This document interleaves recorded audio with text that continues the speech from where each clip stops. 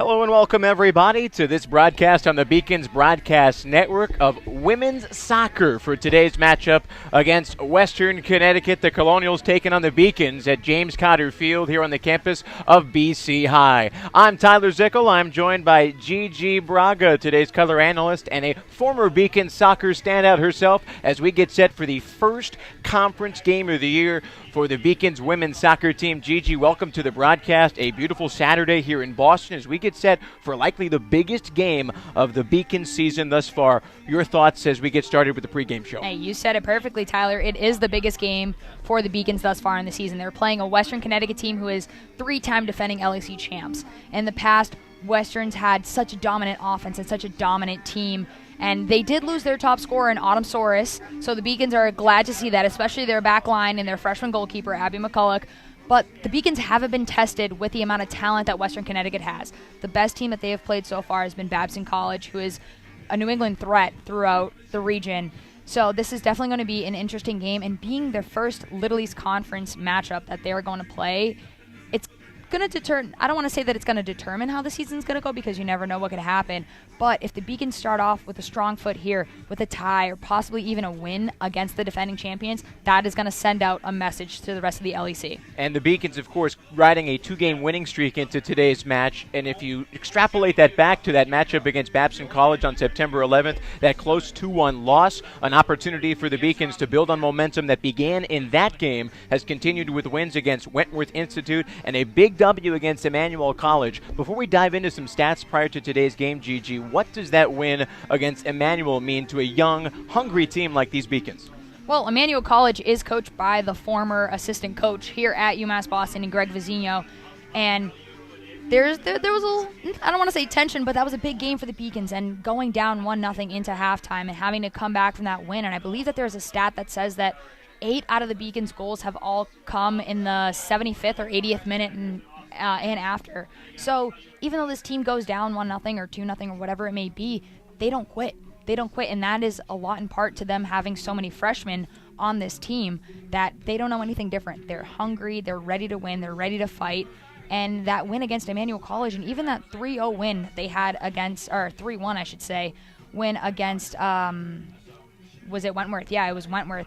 That was a huge game for the Beacons. It gave a lot of their freshmen that momentum that they needed in scoring goals like Grace McGettrick, Morgan Palma, Grace Oliver, and getting that right foot into the door and starting to score.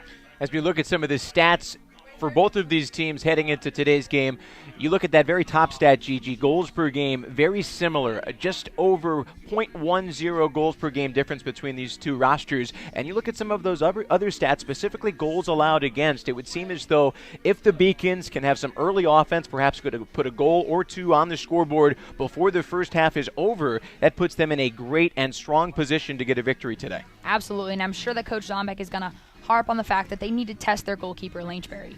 They need to put some shots up, and as you see there on the stats, the shots per, Beacons are averaging 16.4 shots per game, where Western Connecticut's only averaging 8.43.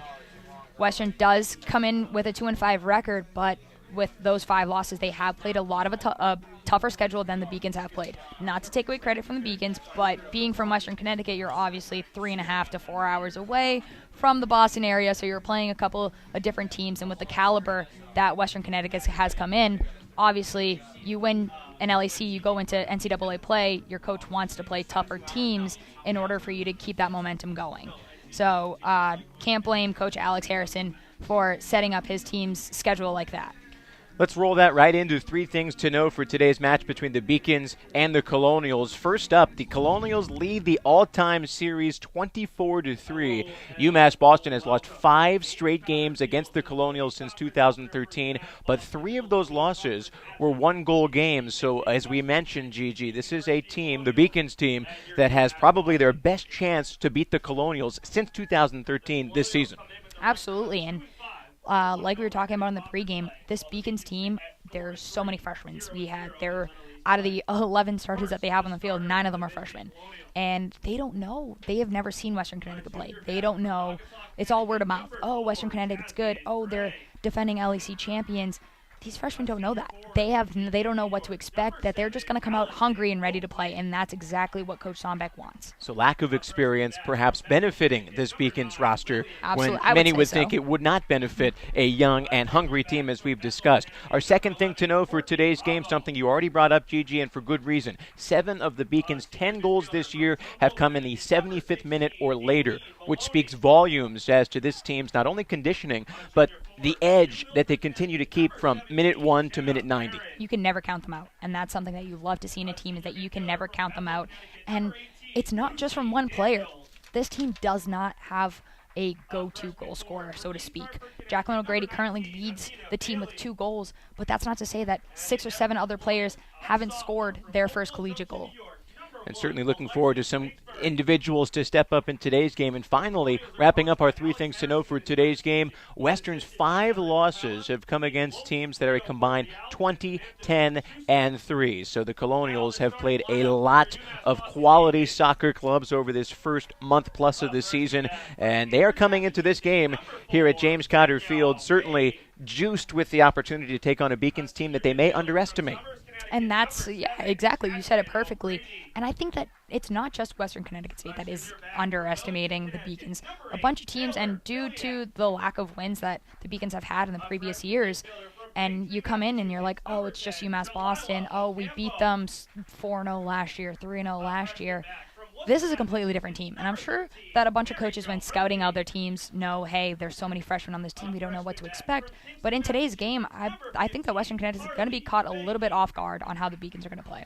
Those are the 3 things to know for today's matchup, and certainly looking forward not just to those 3 storylines, Gigi, but a lot of other things to watch as this game goes along. And, of course, we'll make sure to touch on many of those as the game allows as our broadcast continues. Let's roll into some highlights from the last game for the Beacons women's soccer team. That was their 2-1 win over Emmanuel on Tuesday. Let's check out the highlights.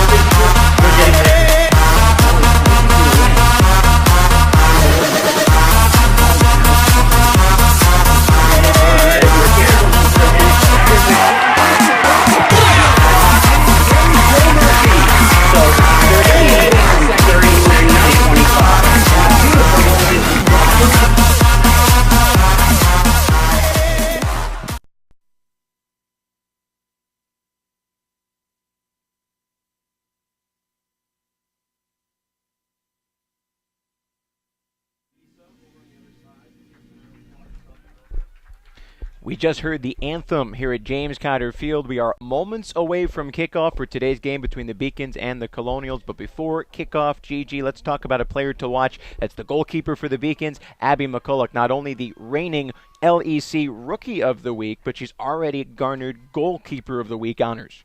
Absolutely, and Abby McCulloch, as a freshman, has posted great numbers for the Beacons, with their loss of Alyssa Fugel, who was an outstanding goalkeeper, not only one of my best friends, so shout out to Fuge, but an amazing goalkeeper for Coach Sonbeck. Unfortunately, she had to redshirt and sit out this season because of a back injury.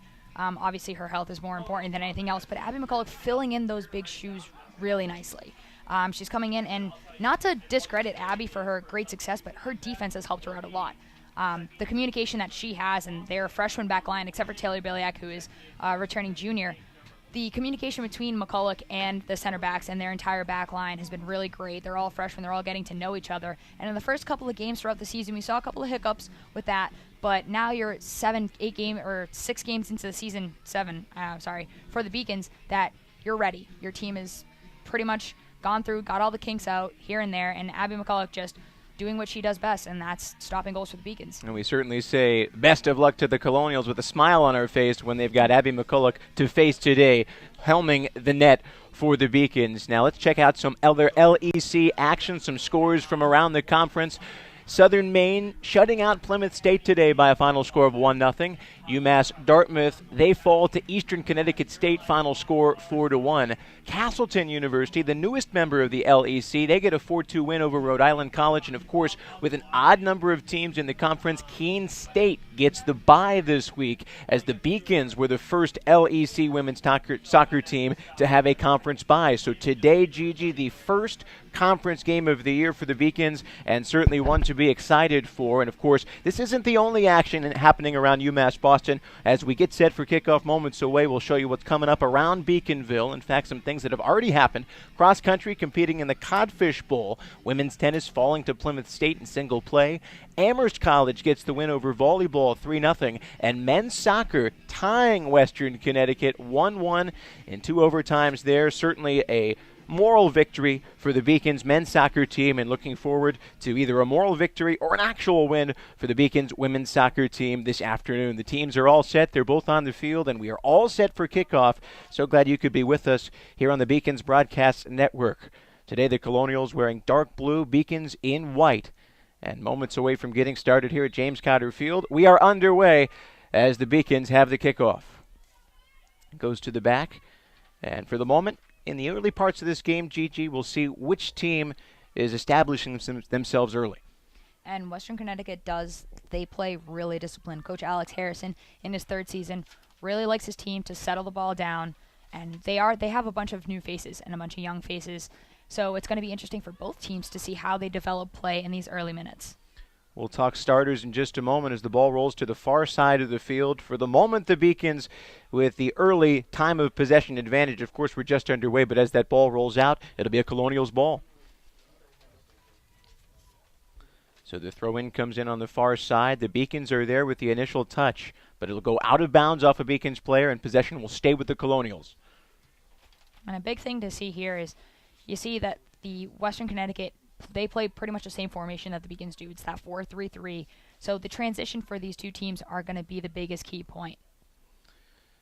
Another ball out of bounds on the far side of the field. So here in these early goings, the Beacons coming out strong. We have yet to see the Colonials try and make anything happen on offense, as another throw goes in and is immediately touched by a Beacons player, but again going out of bounds, and this will net the Colonials some field position. Yeah, it's just the same play happening over and over again.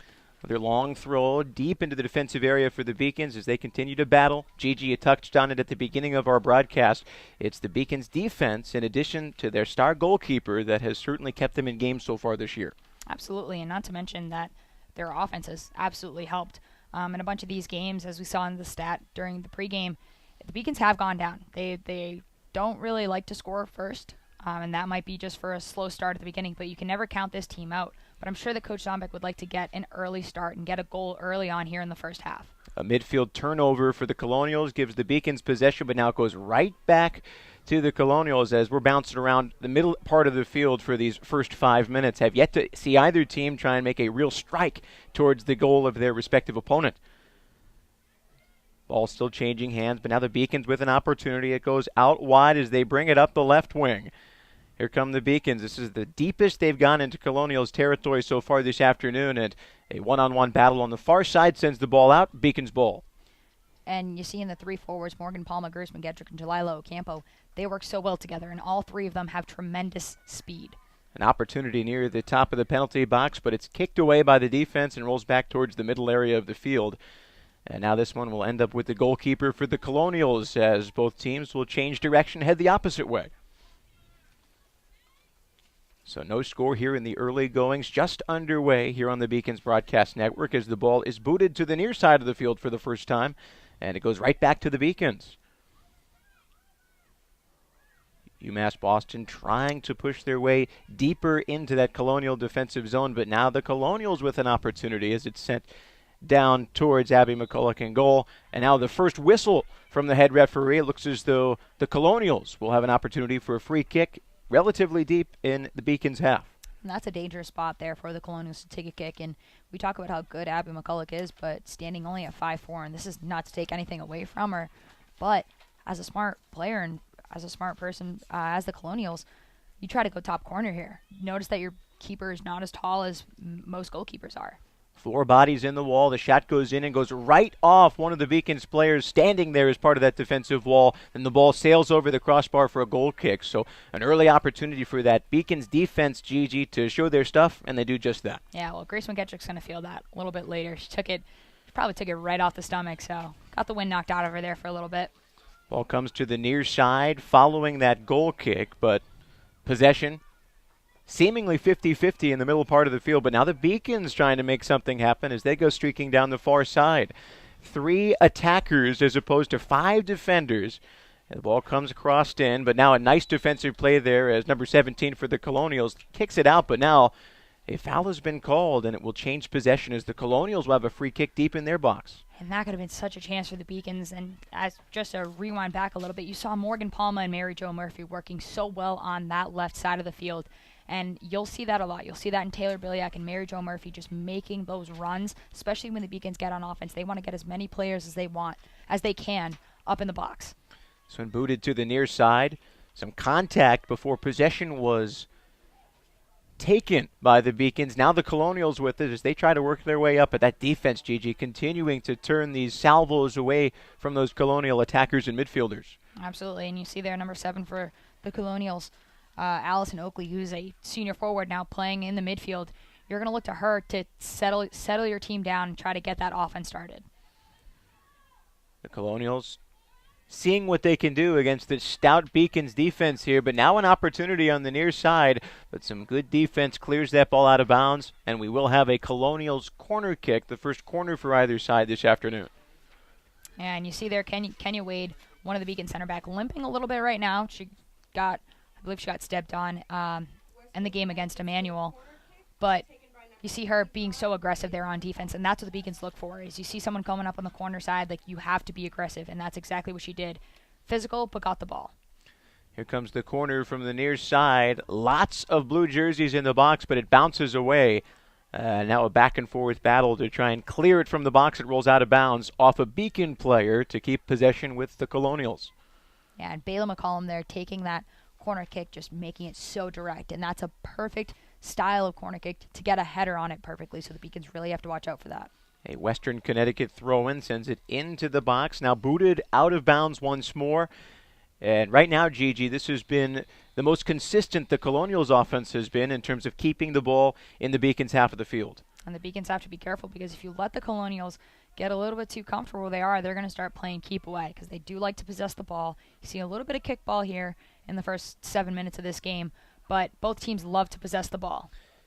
There was some contact there after that throw-in with a Colonials player going to the turf. No whistle as the ball rolls out of the box towards midfield, but now this possession is bouncing around between both teams. And now the Beacons trying to settle here as they look to potentially put a score on the board early against a very strong Western Connecticut State University team, certainly a team with plenty of winning traditions.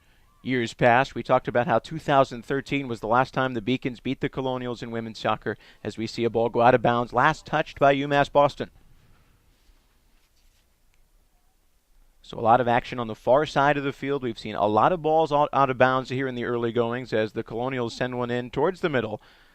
But one thing the Beacons have done well early on, Gigi, is get that first touch when balls are put back in play.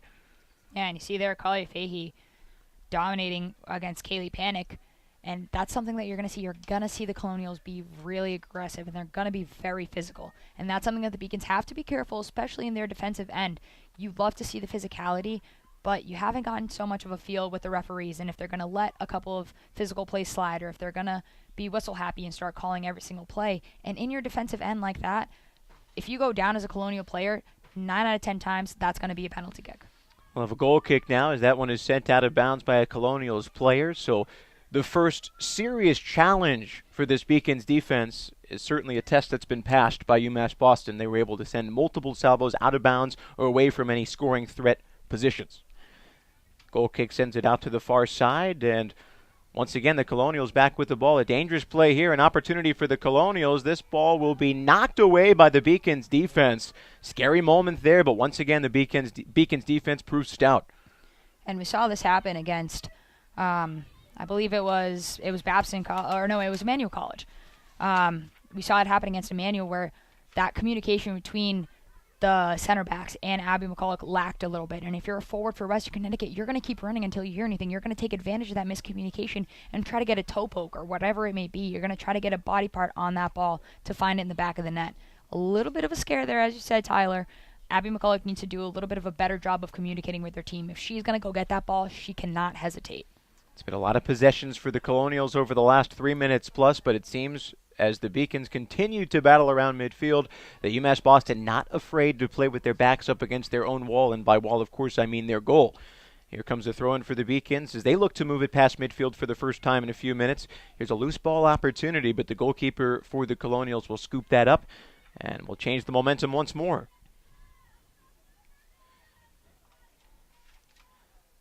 That kick sends it past midfield.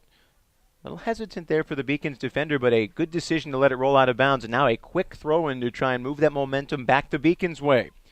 And that forces the Colonials basically just to push the emergency valve exit button and get one out of bounds to help the rest of the defense get back. At this point, if you're the Beacons, you'll take it. You'll just keep inching your way closer and closer to the Colonials' goal. Throw-in comes in, but perhaps not the best throw there. However, the Beacons able to recover. Now this ball booted towards the corner. And just a little too much oomph on that one sends it out of bounds for a Colonials goal kick. And Cal Pitts there try to seek out Jalila Ocampo over here on the near side. And those are the runs that you like to see. Now, Cal put a little bit too much mustard on that pass and made it an easy play for the Colonials. But those are the runs that you're trying to get. And the Beacons haven't really possessed the ball very well in these first 10 minutes of game.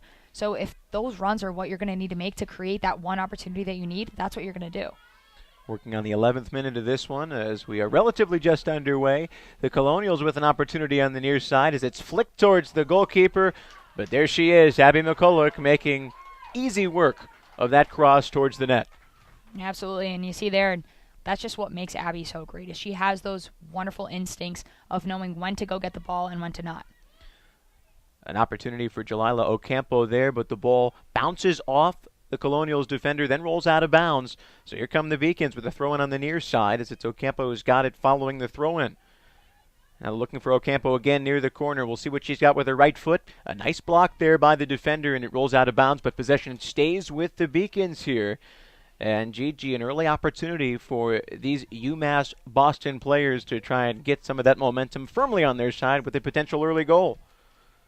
Got some action there in the front. A shot that goes off the back of a Colonial defender, likely the best shot of the day thus far, but possession still with the Beacons as the opportunities continue to abound. That one off a deflection, a chance here, a collision with the goalkeeper, and they will blow the whistle as the goalkeeper for the Colonials is down and injured for the moment. Gigi, what did you see there in terms of the physicality for the Beacons offense? Well, you know Grace McGettrick is a physical player.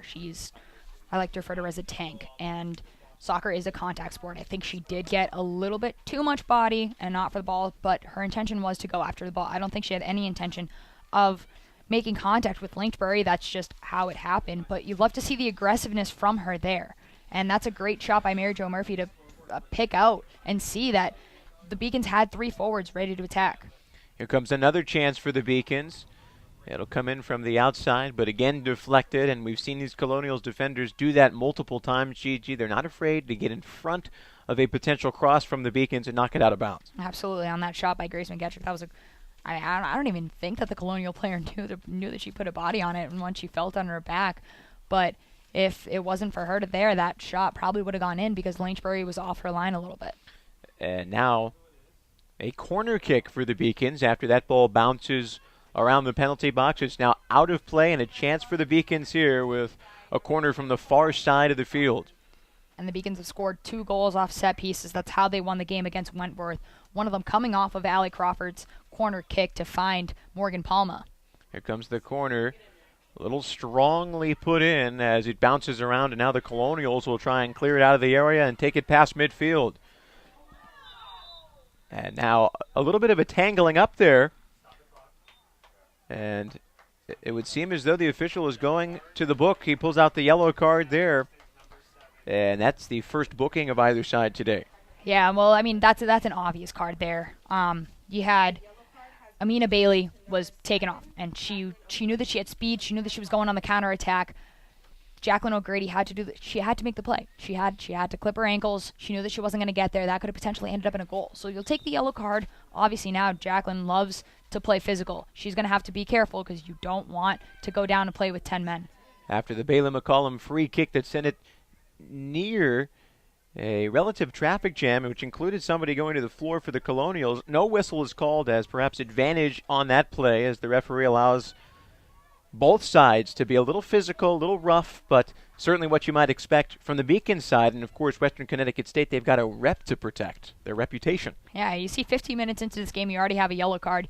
You got players, screaming and pushing and shoving and getting a little physical, which you love to see in a soccer match. You absolutely love to see that. And both teams want to win this game. They want Western Connecticut's already got a win against Castleton University for their first LEC win. The Beacons they don't have a win yet, and they want to start off on the right foot.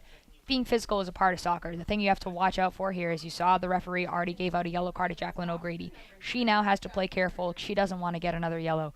Beacons players like Grace McGettrick, you saw her being really aggressive up top.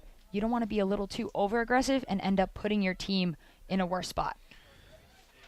So the ball is in with the Beacons here. Another opportunity in a game that's tied at 0. A shot that's deflected, bouncing around the top of the box, and now heads back towards midfield. But there are the Beacons once again to send it back into the attacking area. Yet the Colonials respond, and now an opportunity for the Colonials, although they are outmanned 5 defenders to 3 attackers, and the Beacons defense sends it out wide, out of bounds for a Colonials throw.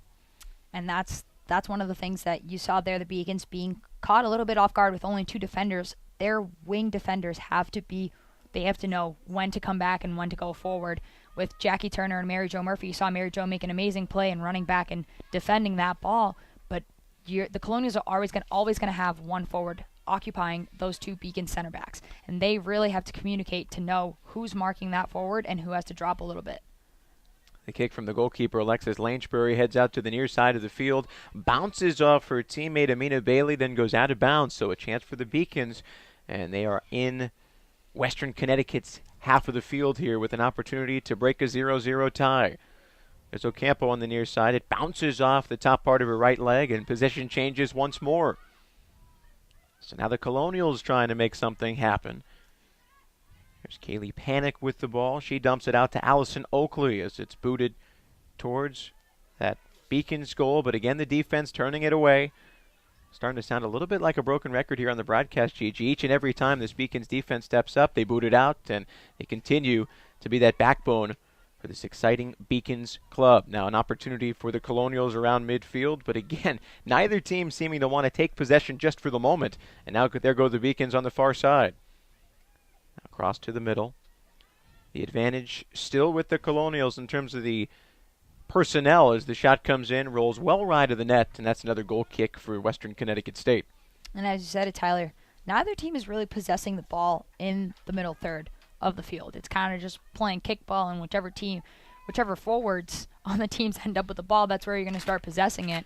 And you would love to see both teams, even just for playing for the sake of better soccer, you would love to see both teams try to hold on to the ball a little bit. And it is tough when the defense is applying that much pressure. Another ball out of bounds. Last touch by Colonial. Quick turnaround for that throw-in as the Beacons again trying to perhaps catch Western Connecticut State a little bit on their heels. And after that back and forth, last touch by Colonial, so another Beacons throw. A nice ball there that sends Ocampo streaking up the side, and all the Colonials defense can do is send it out wide for yet another UMass Boston throw. If there was a stat that said how many throw-ins have happened in the game, I believe we're around the 30 to 40 mark at this point. A lot of throw-ins indeed as the Beacons try and move it back towards the middle of the field. The Colonials defense has likely been their strongest part of their entire setup today as they've continued to turn away the Beacons. time after time.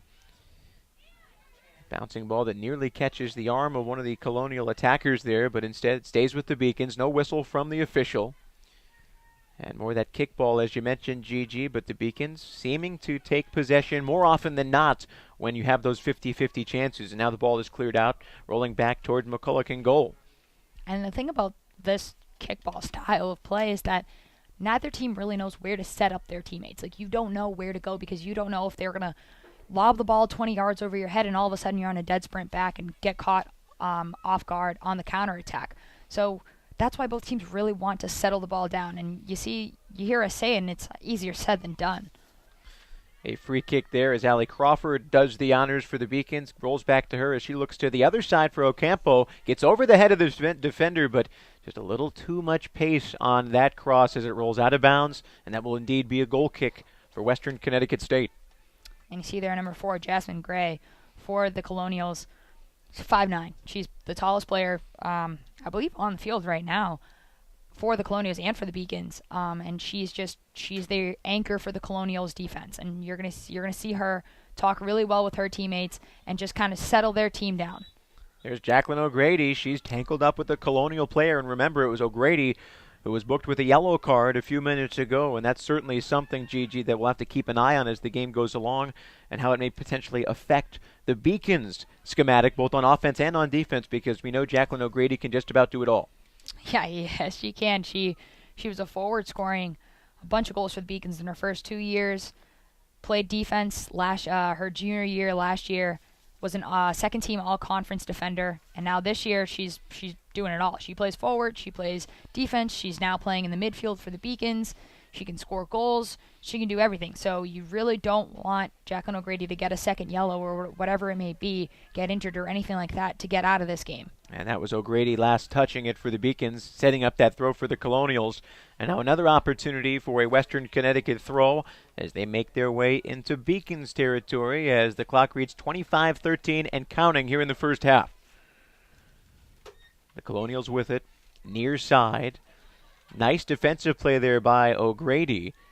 She was able to contend with what could have been a nifty move for that Colonial player, but instead ends up as just a throw-in.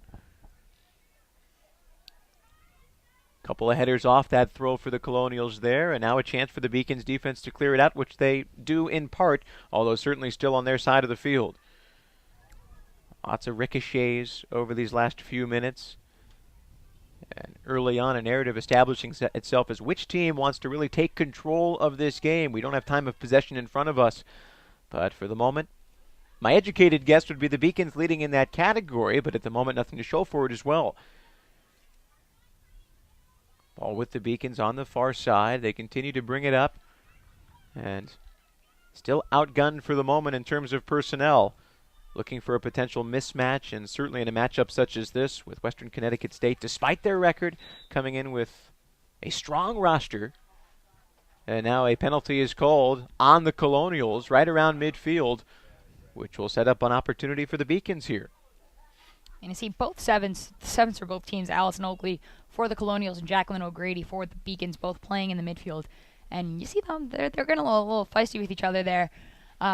Both very, very physical players. O'Grady does have a couple inches on Oakley, but that's not to say that she's not going to be physical right back. Both players do have to be a little bit cautious. Obviously, the play does start in the midfield for both teams. Free kick taken by Allie Crawford, but bounces back to the Colonials. On the near side of the field, we've seen Amina Bailey very much in the thick of things for the Colonials, and we'll see how the Beacons defense can continue to limit her as the game goes along. A swing and a miss there. Now a scary opportunity as the shot goes in over the outstretched arm of the goalkeeper McCulloch, and the Colonials will take an early 1-0 lead. And Gigi, right there, you saw that swing and a miss from the defender, which set up an opportunity for the Colonials to take a shot. And that shot was put just about the only spot that McCulloch could not get to it to give the Colonials a 1-0 lead. And Kaylee Panic beat me to it because I was just about to say, the thing about playing kickball in this game is that Western Connecticut holds that one forward up top, occupying the two center backs for the Beacons. And you see there, Kenya Wade coming off the field, Jacqueline O'Grady dropping back to play as the center back for the Beacons. The one thing about that is Western Connecticut keeps that forward up there, and Kaylee Panic taking advantage of the error by Kenya Wade and just not being able to get her timing down. And like we said, Abby McCulloch, to be quite honest with you, I don't think any goalkeeper could have saved that ball. Kaylee Panic really set it up and said, hey, I'm going to put the ball right here, top shelf, no one's going to touch it. So kudos to her for doing that. But that right there, the Beacons could have prevented that goal from happening. They really could have. And we mentioned in the open, Gigi, that so many of the goals for the Beacons this year scored in the 75th minute or later, and this is a team that is used to playing with a deficit. So they trail 1-0 now. So certainly not a panic time for the Beacons. Yes, it is the first half as well, but this team certainly knows how to play when they're down 1-0. Absolutely, and if you're not panicking, like you said, you're not panicking right now. We have 22 minutes left in this first half. So that's not to say that the Colonials won't come back and score another goal, because they're not going to be happy with just one goal. They're going to want to keep pounding that door. And the Beacons, they just need to settle down a little bit right now. They need to play a little bit more organized. Both teams do in reality, but changing it up a little bit. You have Jacqueline O'Grady in the back line now. You got a couple of new fresh faces coming into the game, and it's going to change. Probably going to change a little bit of the chemistry that you see within these players. Some back and forth on the far side of the field as a Beacons throw-in is forthcoming. This is a Western Connecticut State team that came into this game 2-5, but 1-0 in the Little East as they took down. Who did they take down? Castleton University. 5-1 victory against the newest member of the LEC. And so they're riding a little bit of a wave with that momentum. Although they did lose to Farmingdale State University their last time out. That was a 1-0 loss. Ball on the far side of the field, possession with the Colonials as the Beacons trail Western Connecticut State by a single goal. It was Kaylee Panic with the top shelf score a few minutes ago. When you see Panic she's not going to stop doing what she's doing. She and Carly Fahey are like they're neck to neck right now. They love to be physical. Both players are going to be very physical with one another, and it's just going to come out to who's going to come out on top. And Panic took it the first time out, but that's not to say that Carly Fahey isn't afraid to put a body on her. The reigning LEC Rookie of the Week booting it away following the scoop-up of a potential shot for the Colonials. And over these last 5 minutes, so just a couple of minutes before the goal, Gigi, this is where the Colonials seem to have taken the most control of the game since the opening kick.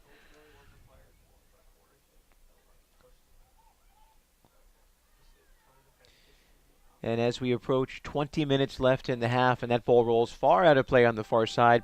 Gigi, your thoughts here in these early goings about how the Beacons have tried to stick to their game despite the 1-0 deficit. How are the Beacons executing on their game plan thus far? I think what Coach Amy Zomick is going to tell them come halftime is settle the nerves. Settle the nerves down a little bit. It is their first conference game. You know that all the games up to now don't really matter because they're not conference. Once you step onto this conference field, that's when the games really start mattering, and that's when, the pressure steps on a little bit. But right now, everyone just needs to settle down a little bit. They're not getting outplayed by the Colonials right now. It's not like they're doing so poorly. They just need to settle the ball down. They need to start connecting passes. Once you start connecting 1, 2, 3, 4 passes, the Colonials defense is going to start breaking up a little bit, and that's when you find those holes to slip those through balls or make those simpler passes to get the goal. A chance for Ocampo as she tries to navigate a couple of Colonial defenders who certainly have a couple of inches on her, and it turns out the Colonials win that 2-on-1 matchup to send it out of bounds and keep it with Western Connecticut State for a goal kick. And I said it, and it just happened. Jalila Ocampo there taking the space that the Colonials gave her. You link a pass or two, and then that creates the space needed. Ocampo just took a little bit too big of a touch there, and Jasmine Gray came to clear the ball out as she should. But that's what you want to see from the Beacons, is you want to see them slow down a little bit. You want to slow the tempo down. You still have plenty of time left into this game. After a quick pinball, it goes out of bounds, and the Colonials will have a throw at midfield. There's Kaylee Panic mixing and moving around wherever the ball might be on the near side, but certainly trying to keep the ball off of her foot. She already has a goal on the game to help the Colonials lead the Beacons 1-0 with 18 minutes and change remaining before the half. And you see Morgan Hartmeyer came into the game for the Colonials, which pushes Allison Oakley up to play at the forward spot, which is where she is more comfortable and it's where she's used to. So now not only do you have Panic occupying the two center backs, we have Oakley occupying one of the Beacons' outside backs, which just goes to tell you the Colonials aren't giving up. That ball cleared out by the Beacons defense, but unfortunately going out for a corner instead of a throw. So an opportunity for a set piece for the Colonials as they look to add to their 1-0 lead. And now within the box, of course, plenty of white shirts. They go on either posts, and you're looking to put a white shirt on a blue shirt here.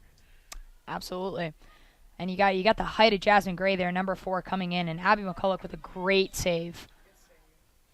And the referee blows his whistle there, so an opportunity for the Colonials to boot it out. But once again, you see Abby McCulloch unafraid to navigate traffic, and she'll go body to body with anybody, even at 5'4". Absolutely. And you said it perfectly. And she, I believe it was at the Husson University tournament, went up for a ball and got flipped and landed on her back. Felt that a couple days later, but that's not to say that she's not going to be ready to go the next day. And she's a tough player, and that's why Coach Amy Zombek loves her so much.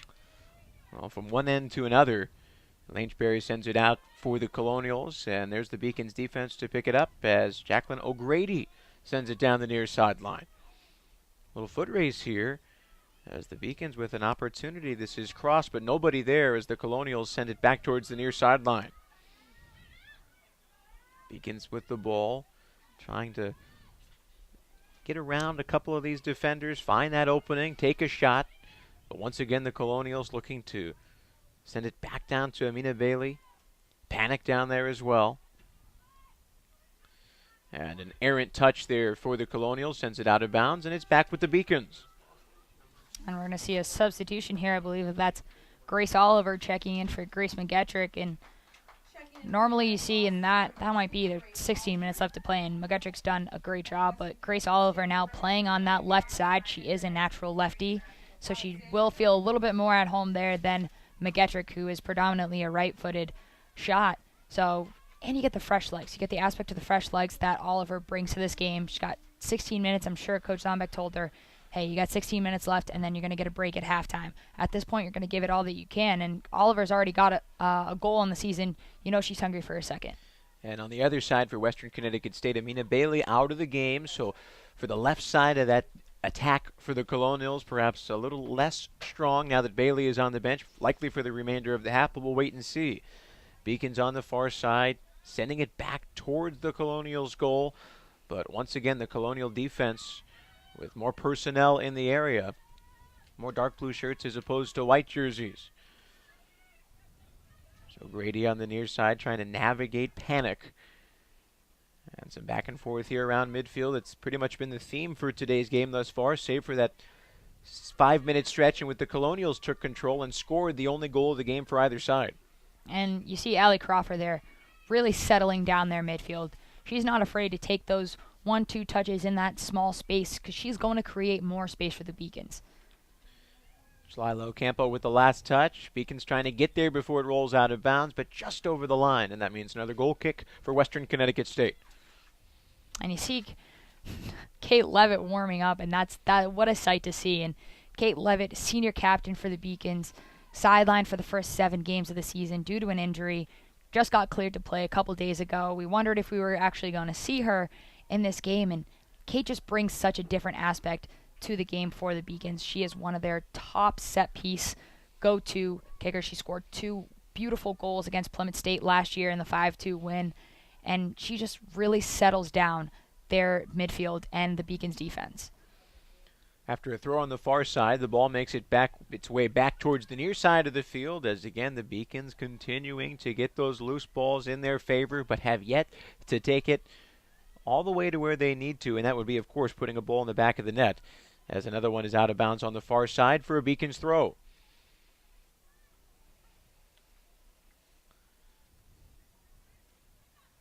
So UMass Boston sends it in. There's Ocampo, then back to her teammate. We've seen Ocampo on both sides of the field so far today. A shot for the Beacons, but another Colonial defender in the way. There have been a lot of well-struck shots today for the Beacons, Gigi, but it seems like a dark blue jersey shows up at that last second to get in the way of the shot path. Just right place at the right time at that point. If you can't beat them, as well just throw your body at it and try to, luck for the best. So now the Colonials with it past midfield. They're making their way down into the defending area for the Beacons. 4 attackers as opposed to 5 defenders, and once again the Beacons defense able to get there and change possession for at least the moment. Their ball in, but another defensive stop there for the Beacons as time is under 13 minutes to go. 1-0 Colonials. It was a Kaylee Panic goal that is the difference thus far. There's Ocampo on the far side. 3 attackers for the Beacons, 4 defenders for the Colonials. Now a ball put in, an entanglement there, and then it's the goalkeeper Lynchbury able to corral it as she goes to the floor. And perhaps one of the best opportunities for the Beacons thus far, coming up just a little bit short. Absolutely, and you saw there they started linking passes. Started with O'Grady's wonderful effort there. You go Cal Pitts to Mary Jo Murphy, up to Lindsay Buscarin, who drops it back to Allie Crawford, and that's just creating opportunities for the Beacons. And Allie spots out Jalila Ocampo wonderfully up top, sets up Grace Oliver for the shot, and unlucky that Shannon Rosemond couldn't get a foot on it. But those are the chances that you want to have. And you see Kate Levitt coming into the game, and I am just so happy to see Kate's face because she has wanted this for so long, and she's worked really hard to rehab, to get cleared from that injury, and she's going to create a different dynamic for this Beacons team in the next 11 minutes of this first half. So Kate Levitt in the game, the senior coming back from a back injury, and we'll see what she can do to try and spark something for the Beacons. There's Levitt, pass intended. It'll go off her shin guard, and nearly a shot there off that deflection as it ends up with Lynchbury, the goalkeeper.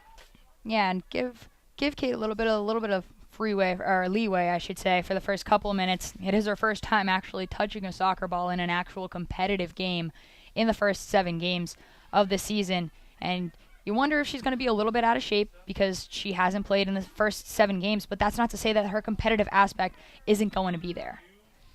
And speaking of competitive aspect, it was indeed Kate Levitt involved with that fracas, if you will. Maybe a little too descriptive with a fracas, not that dramatic, but it is a penalty regardless, and you got to get your first penalty of the season somehow. Might as well do it in that manner, as it's a free kick for the Colonials. Absolutely, just dabble into the fun a little bit here, and Kate's not afraid to be aggressive, and she's got a tall frame. She's built for it.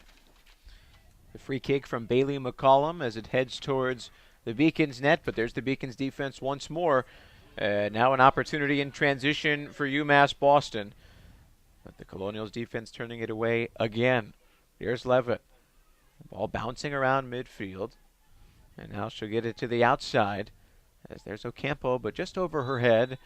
And now an opportunity for a free kick for the Beacons after likely a handball there. Well, I believe that they just called a foul on the Colonials. I thought originally that Lindsay Buscarin got a hand on the ball, but I guess she got a hand on it because of the foul on her.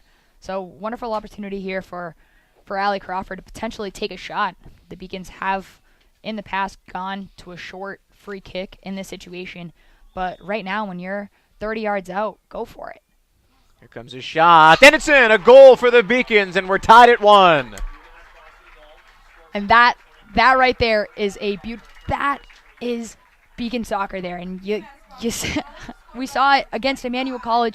They had 2 short free kicks that didn't result in anything. And Coach Dombeck making that adjustment and letting Allie know, hey, you have free reign to take this shot. And Crawford knows she can make that shot. She knows it. She's got the foot for it. She's got the smarts for it. And she just places that ball where Lynchbury has no chance of getting that. And the Beacons are right back into this game. And we're still in the first half. And the Western Connecticut Colonials have to be a little bit frustrated with giving up that foul in a dangerous spot right there and resulting in the Beacons tying up the game. Certainly a first collegiate goal that Allie Crawford will remember for a long time. And, of course, that's what gets the Beacons on the board and ties us up 1-1. The clock here is reading 9:19 and counting, and certainly would be a minor victory for the Beacons to head into the break with the score tied at 1 or perhaps even a 1-goal advantage. The Colonials, of course, trying to do the opposite, but for the moment the Beacons with it as they're looking to continue their attack. And Crawford now not only has 3 assists to her name, but tack on her first goal and for her first collegiate goal, Allie Crawford. That's, well, what a time to be her. And she's having an amazing season and only into her 8th game into the season. And she's she's played the way that Coach Zombeck knows how she can play, and that's why she recruited her. That's why she's here on the starting lineup for the Beacons. So after some back and forth on the far side of the field, it goes off a Beacons attacker and out of bounds. It's another goal kick for the Colonials here, but of course we can talk momentum all we want, Gigi, and it's been back and forth between both teams, but you have to think that goal there from Crawford certainly will provide a little extra electricity, not just on the bench for the Beacons at the moment or on the field, but in that locker room at the break as well. And of course, we are far from this one being finished, so much more can happen. Plenty of twists and turns forthcoming. And you saw both teams settle down a little bit after they scored their first goal. You saw the Colonials try to play a little bit more possession, try to settle it down. The Beacons now just scored their tying goal, and look to see both of these teams start to get a feel for the game. And they're going to start settling the ball down and realizing that we can't play kickball soccer anymore. We actually have to start playing tactical soccer. Levitt looking for somebody on the right side with that cross, but nobody home as the Colonials send it back towards the Beacons' end of the field, but it goes out of bounds. Another Beacons throw. And Gigi, by your count, we're at about 75 or 80 throw-ins by now. Seems like yes. A couple of hundred. It seems like every minute there's at least 3 throw-ins into this game, and I mean you're doing your job. You know, you'd rather kick the ball out of bounds into the middle of the field and give the other team an opportunity to counterattack you. So can't blame either team for that. Ball goes off the shoulder, as that was Jacqueline O'Grady with the contact. Now on the far side as the Colonials boot it back towards the middle of the pitch. And there's O'Grady again, not afraid to go a little low with her head to try and settle that loose ball. And now she boots it down the near sideline. Here come the Beacons. It's 2-on-4. The Beacons outmatched for the moment, but an open ball. Shot is crossed and will be cleared out by the Colonials. But right there, the Beacons continuing to knock on the door. That's a great run there by Shannon Rosemond. And an even better play by Jacqueline O'Grady to get her head on that ball, continue out with that play, and play that perfect lofted ball over to there to Rosemond to get to it. Grace Oliver on the other side just thought the cross was going to be a little bit more powerful. The Beacons right in front of the Colonials' goal, but again cleared out by that Western Connecticut defense. Clock continuing to run. Just over 6 minutes before the halftime whistle, and certainly if the Beacons can find a way into the back of the net, that would bode so well for the rest of the game, but instead it'll be a penalty called near midfield and another free kick for the Colonials. Yeah, they call that on Kate Levitt's handball there real quick, so she gets into the game, gets a quick foul, and then another handball, so welcome to the game, Kate Levitt. Lillian Daniels with the free kick opportunity for the Colonials. That ball nearly hitting the arm of that Colonials player, but no call from the official, and now this one will roll out of bounds as that potential shot. Too much hook, and now a goal kick for the Colonials, rather for the Beacons. You see there Lindsay Buscarin doing exactly what Kaylee Panic is doing for the Colonials on the other side, occupying those 2 center backs and really creating some distraught for the Colonials back line, which is exactly what Panic did to get her first goal of the game. Nice ball from Crawford. It has just a little too much touch and will roll out of bounds, but certainly like the idea there for the Beacons trying to take advantage of a Colonials defense that was thinking their offense had it down the field, but instead they sent it towards the Colonials net with some pace. And Allie Crawford is so good at switching the point of attack. That's her go-to move. She likes to find players that are open on the opposite side of the field. And it reminds me a lot of Kate. Kate Levitt does the exact same thing. They try to find those players on the opposite side of the field where you know you have a strong enough foot to get the ball there, switch the point of attack, and create that counterattack. Ball out of bounds on the near side for a Colonials throw.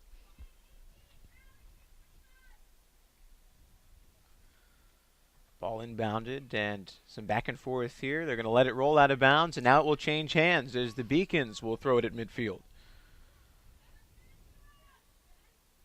Jalila Ocampo, she's been back and forth.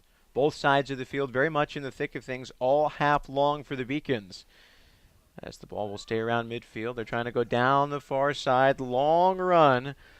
And Shannon Rosemond will watch that go out of bounds. You got the pass from Crawford that went a little bit too long to Grace Oliver. Same thing happened here to Shannon Rosemond. And sooner or later she's going to realize to put a little bit less mustard on those passes, but you can't blame her for spotting out those players and realizing that that's how the Beacons are going to get through this Colonials back line, is through those through balls, and it all starts with the midfield. There's O'Grady, able to win it back for the Beacons, but it returns to the Colonials for that matter, but will stay around midfield. A tentative header there, just glances off the back of that Colonials player there before returning to the Beacons' possession. And over these last few minutes, Gigi, it seems as though we have returned to a little bit of kickball here, but we've seen a couple of nice potential opportunities for the Beacons on those balls sent down either side. And certainly you can think those big boomers of kickers are looking for those streakers to go down the side with plenty of speed, and things are happening, as they will continue to do.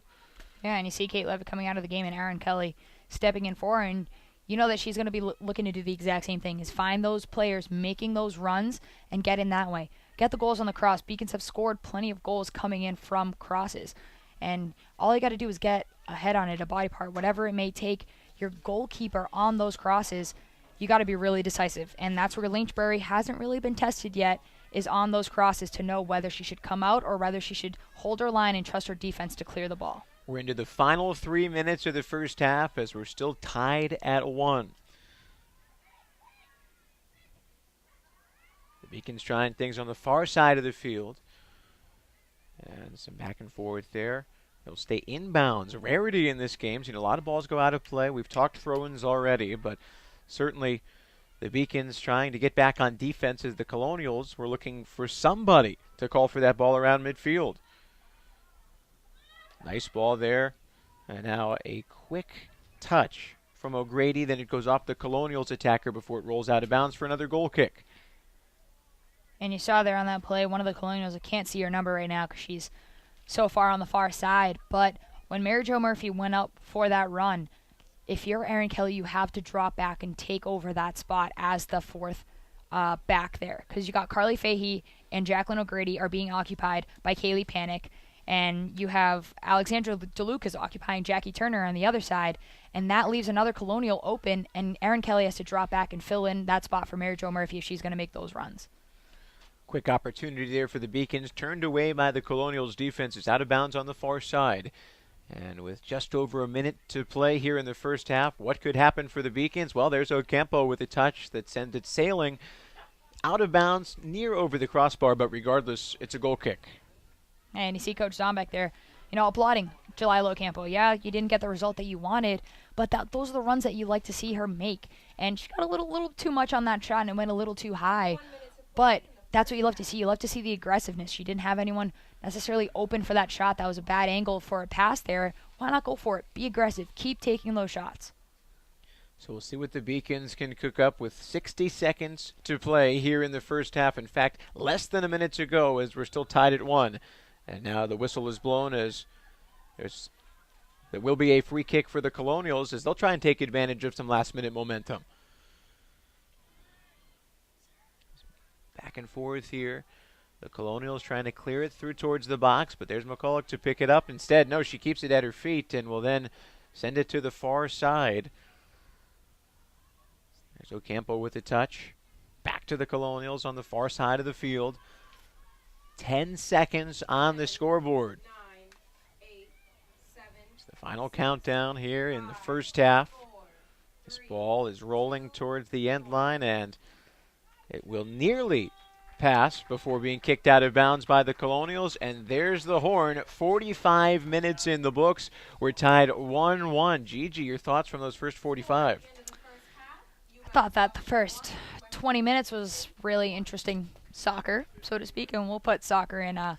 It's all about euphemisms in this business, right? Absolutely, exactly. And it was a lot of kickball and a lot of both teams trying to figure out their identity in this game, how they're going to score, how they're going to get into it. You see the Colonials strike first and panic with that beautiful goal, as we saw there. Both goals in this game, I should say, are amazing goals scored by both teams. Allie Crawford comes back with a game-tying goal, hitting that shot where Lynchbury, both goalkeepers really couldn't do much on those two goals, so you can't really blame them. But as the game went on, the last 10 to 15 minutes, you saw both teams really possess the ball and really try to hold the ball. They try to limit the amount of times that they're giving the ball up, especially in the midfield. You saw both midfields get a little bit more settled in, a little bit more comfortable with the game. Now, both teams know how each other are going to play. They're going to really harp on the fact of how are we going to beat their back line. Is it going to be a through ball? Is it going to be a ball lofted in the air? What are we going to do? That's that's what good teams are going to do. They're going to find a way to win, and good teams find a way to win. And in the individual performances, more so than you just mentioned, maybe somebody whose name we perhaps did not call during those first 45 minutes, but as you watched the action here at James Cotter Field, Gigi, anybody that stood out to you that deserves a quick touching on here as we get set for the second half of action in a few minutes from now? I definitely think that for the Colonials, Kaylee Panic is doing an amazing job by occupying that back line, and Jasmine Gray on defense there for the Colonials as well, really holding down the fort. Her and Lillian Daniels, who is just a freshman, really holding down the fort there for the Colonials back line, who did get tested towards the end a little bit more for the against the Beacons. And for UMass Boston, I think Carly Fahey, who is wearing the captain band today, did a great job of controlling her back line as well, having good communication with Abby McCulloch. We haven't really seen both of these keepers be tested that much yet. We saw Abby make a great save off of a corner kick, but Carly doing a really good job of containing Panic and containing her team and trying to get them to push up together as a unit, to drop as a unit. So you're really going to love to see that from her in the second half as well. What are your expectations for Kate Levitt in the second half? Of course, we talked about her coming into the game to make her 2018 season debut after her back injury that sidelined her for the first 7 contests of the year. What do you think Coach Zombek's going to go with for one of her senior leaders? I don't know if Coach Zombek is actually even going to play Kate Levitt in the second half. She might just be a little cautious with her, give her a couple of minutes of playing time, trying to get her in, just to see how it feels to be actually playing in a game, which obviously no harm, no foul done there. But Kate Levitt brings such a different dynamic to this team that if the score still stays at 1-1, I wouldn't be surprised if we see Kate Levitt back into this game, trying to get a spark for the Beacons. She's a senior. You know she wants to be out there and playing. And this is an important game for the Beacons. You know that they're going to want to come out and win. And you know Kate Levitt wants to get her a chance to score a goal, to get into the fun and get into the action and even try to get a point here today. So 1-1 after 45 minutes as we are in the halftime here at James Cotter Field. And certainly, despite the fact that the score is tied, Gigi, you feel good about this Beacons team coming out of the locker room, looking to build on some of that momentum from an incredible goal that tied this game 1-1. And perhaps they can get their first conference win and their first conference game of the year. And, of course, take down Western Connecticut State for the first time since 2013. For the moment, we are going to check out some highlights now as the men's soccer team took down Worcester State on Wednesday in a 1-0 win. Some highlights from that victory for men's soccer.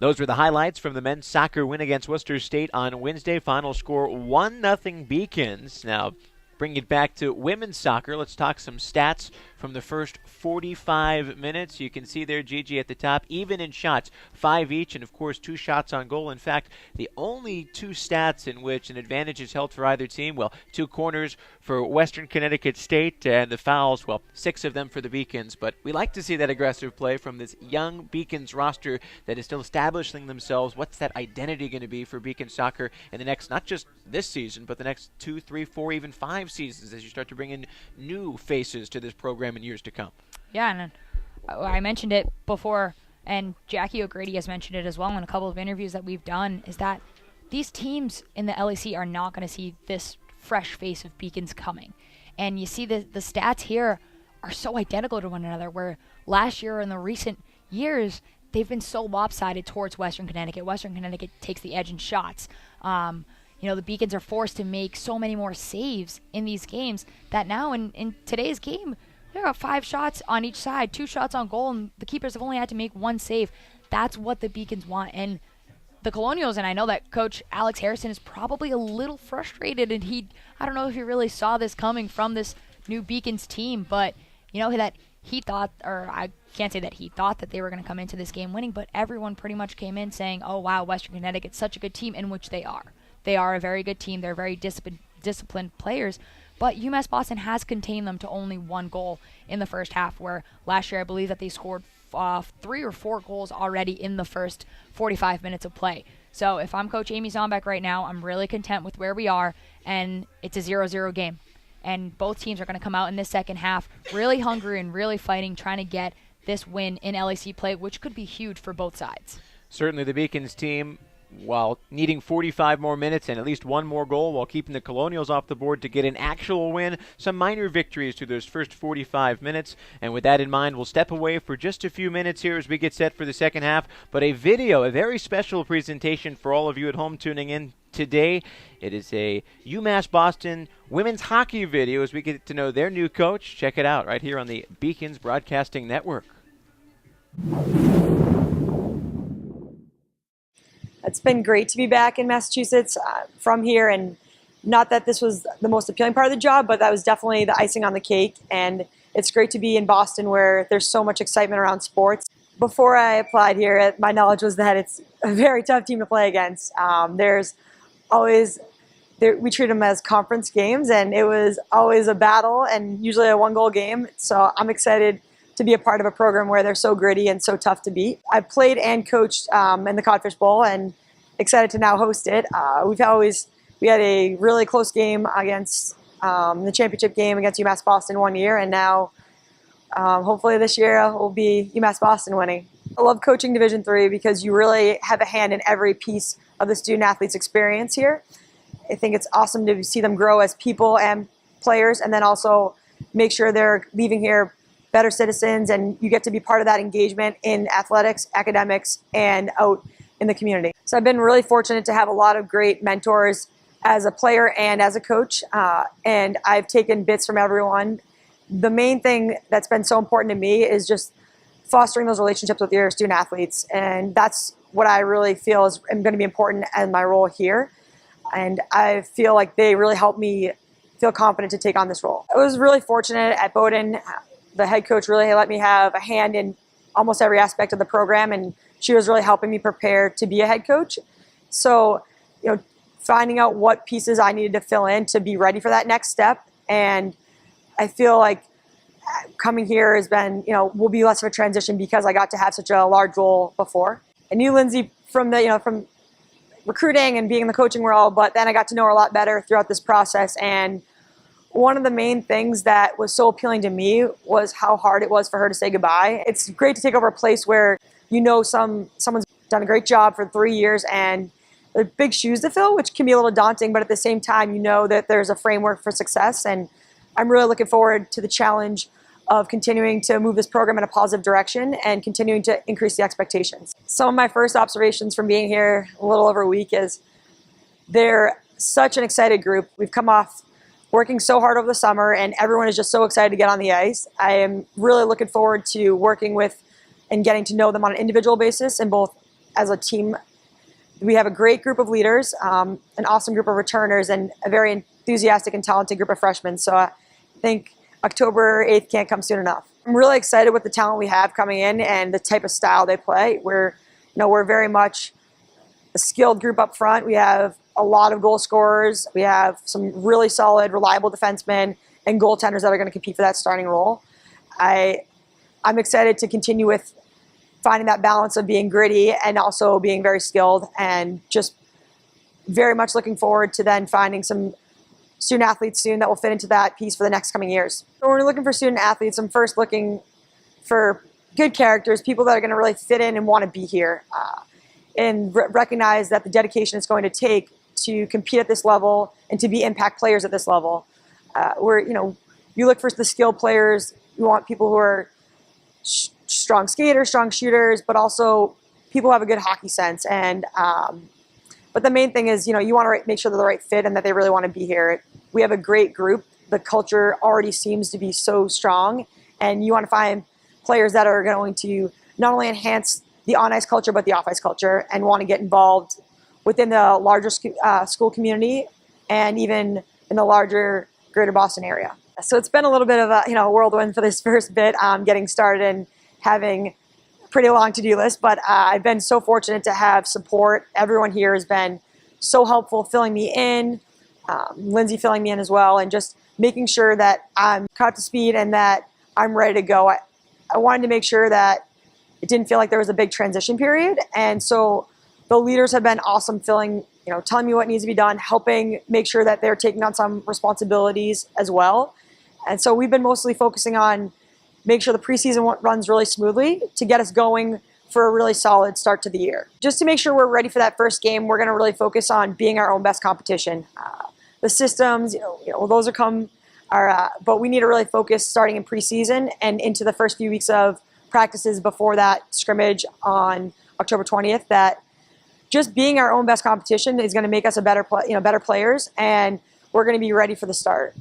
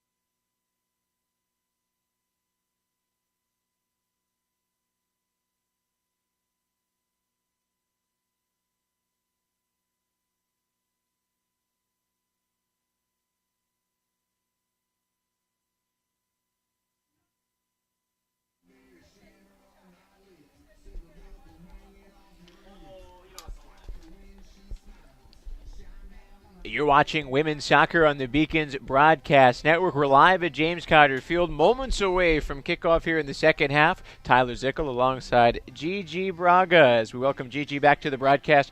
Before we talk about expectations for the second half, quick look at the Little East Conference out-of-town scoreboard.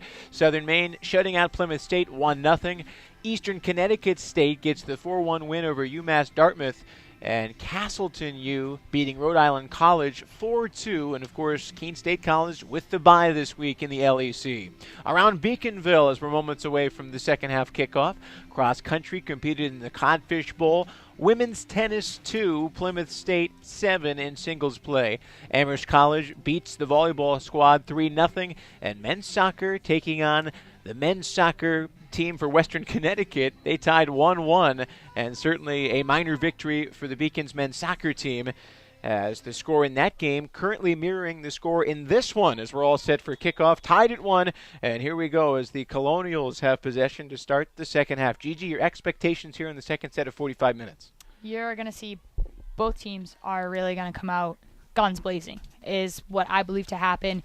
You're going to see both teams try to get that lead early on into the second half. That way they can possess the ball for the remainder of the game and not really have to be flustered coming those last 10, 15 minutes of the game. For those of you just joining us, the Colonials took a 1-0 lead before the Beacons tied it 1-1. And here we are in the second half, just underway. The Colonials moving left to right across your screen. The Beacons right to left. Of course, the Beacons in their home whites as the Colonials were dark blue with orange trim. Had a corner kick there, an early one here in the second half. And now the ball rolls out on the near side for an opportunity for a Colonials throw-in. Instead, it'll be a Beacons ball. And now out of bounds to the Colonials. Some of the Western Connecticut faithful in attendance. Not a huge fan of that initial call, but ball don't lie, as they say. The ball with the Beacons at the moment. So now UMass Boston making something happen on the near side. This one crossed towards the net. There's a white jersey, an open net, and a goal! The Beacons take a 2-1 lead. And I mean, not to say that I called it, but I called it. Both teams really trying to come out here, and that is a beautiful play started there by Grace Oliver. That give and go by Lindsay Buscarin, and I believe that was Jalilo Campo. Lindsay Buscarin and Jalilo Campo on that give and go, and that's just a great run there by Grace McGettrick coming in from outside of the 18, really caught Lynchbury off guard. She didn't know if she should have gone for the ball or let her defenders do the job, and that's what we said in the first half, that the goalkeepers need to be tested coming in from the sides, coming in from the cross, because that's really what puts them on edge. And Grace McGettrick there just really capitalizing with that left foot on that play. Great play all around, and give credit to Lindsay Buscarin for that great cross. And that was a moment where an inexperienced player could panic. You have a relatively open net, but McGettrick making it look easy despite the fact that she is in her first collegiate season, her second career college goal, and that gives the Beacons the 2-1 advantage, their first lead of the afternoon. And, of course, the goal is the goal, if you pardon the pun, but again, the Beacons certainly trying to take it to this Colonials team that will now maybe not press the panic button, Gigi, as the ball goes out of bounds on the far side near the corner, but this Western Connecticut State club starting to perhaps get a little uncomfortable for their part. Absolutely, and I think that that's a great word that you use there, Tyler, is that uncomfortable. They're not really used to having this result against UMass Boston in the recent years. You said the last time the Beacons won was in 2013. That's 5 years ago. So Western Connecticut's used to coming in here and just getting, I don't want to say an easy win, but expected to come out of this with a win. And it is early into the second half. We're only 3 minutes in. There's a lot of soccer left to play. The important thing right now for the Beacons is to stay composed. Do not give up any silly fouls in dangerous places. Don't let your back line slip up. Obviously, you're going to want to keep pressing. You're going to keep wanting to attack and get, insurance goals, so to speak. But now that Western Connecticut has really turned on the Jets, and they're going to want to get that equalizer. Perhaps an errant hand or arm touching the ball on that one as the whistle is blown, and play will stop for just a moment.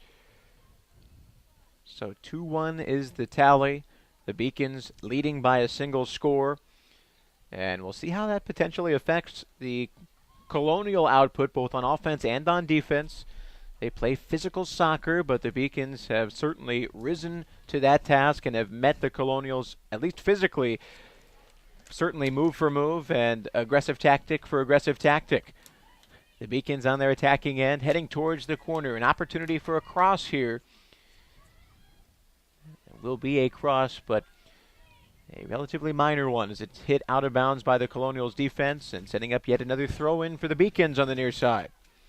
And we talked about McGettrick and Buscarin kind of being that thunder and lightning duo, and you see there Lindsay never gives up on a play. She goes for those balls that, normally you'd be like, oh, there's no one getting to that ball. Lindsay Buscarin gets to those, and she creates those opportunities out of nowhere. A throw in there is MJ Murphy with the toss, but it's immediately sent back out of bounds by the Colonials, and a little bit of ping-pong action happening here on the near side. Another throw in there for Murphy. Opportunity here, navigating some traffic are the Beacons. A shot and just wide of the net. Another great opportunity there, Gigi, as the Beacons continuing to put pressure on this Colonials defense and make them, as we said, feel uncomfortable in their half of the field. And like I said again, it's Lindsey Buscarin creating those opportunities. A quick little nifty move there and overstep, getting the defender off of her back to create those opportunities. Grace McGettrick being there, as always, and just getting that shot a little bit too wide that time. But if the Beacons keep this up and they keep generating these opportunities, the Colonials are going to start crumbling little by little, and that's when the door opens to get all those goals. 5th minute here in the second half. Ball out of bounds on the far side as the Beacons moments away from another throw-in. Comes into Ocampo there. It's touched back towards the middle of the field. She initially lost it, now tried to fight for it back, but another effort at a pass turned away by the Colonials. And now they'll try and push the issue here as it's sent a little too strongly towards the goalkeeper, McCulloch. And we know on those, Gigi, there is no question that Abby is in plenty of... She is in the right spot at the right time, and she puts herself in the right situation to make those easy plays. So now the Colonials still with the ball. We'll see what kind of test they can provide on the reigning LEC Rookie of the Week. That one goal that the Colonials scored in the first half was a perfectly placed shot in the top shelf. Even a senior goalkeeper, not saying that the year in school certainly matters, but somebody with more LEC experience would not have gotten to, let alone a star like Abby McCulloch in just her first collegiate year. And there she is again, knocking down that deep ball that will then end up in her hands.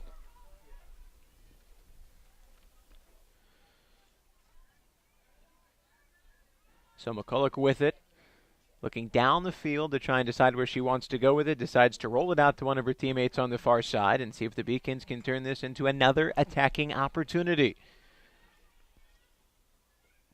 Lindsey Buscarin on the far side, going for the cross. It's knocked away by a Colonial defender and now out of bounds for a goal kick. Rather, a corner kick on the far side. And I believe that's Grace Oliver there taking that in-swinging goal kick, or corner kick, I should say. She is a natural lefty, so this is right in her alley. You know, she's gonna really look for that in-swinger. As you see there, I believe that's Allie Crawford there looking for that short option, but Amina Bailey denying that from happening. So we'll see how the Beacons set up here. As you mentioned, Gigi, that short option turned away by Amina Bailey. Nice, impressive cross on the corner, but it goes straight to the keeper. That's Langebury hauling it in on the cross. And Alexis Langebury there is sophomore goalkeeper really having to be tested from that in-swinging corner kick you saw there from Grace Oliver. And the Beacons were trying to go short. Amina Bailey doing her job and not allowing that to happen. But that's a great corner kick there by Grace Oliver. I really thought that would have gone in if Langebury didn't get such good hands on it. So the teams have changed possession. It's now with the Colonials on the opposite end of the pitch. A throw in for Western Connecticut State. Strong throw, a header, and it looks as though it was last touched by a Colonial player, which means another goal kick for the Beacons. And it seems at just 10 minutes into this half that the second half is moving a lot quicker than the first half was, at least from my standpoint. Beacons with the ball on the far side, but Karam there makes it anybody's opportunity. There's Ocampo with it, looking on the far side. Long run for the Beacons as they try to send a couple of extra attacking bodies down towards that Colonial net. Instead, it's the Colonials sending it back out, but we'll see if the Beacons can find a way to regain possession here. Have yet to see really any strong chances for the Colonials here in the second half. I don't want to say it's been all Beacons, but certainly UMass Boston controlling much of the tempo and the energy of this game here in the second half thus far.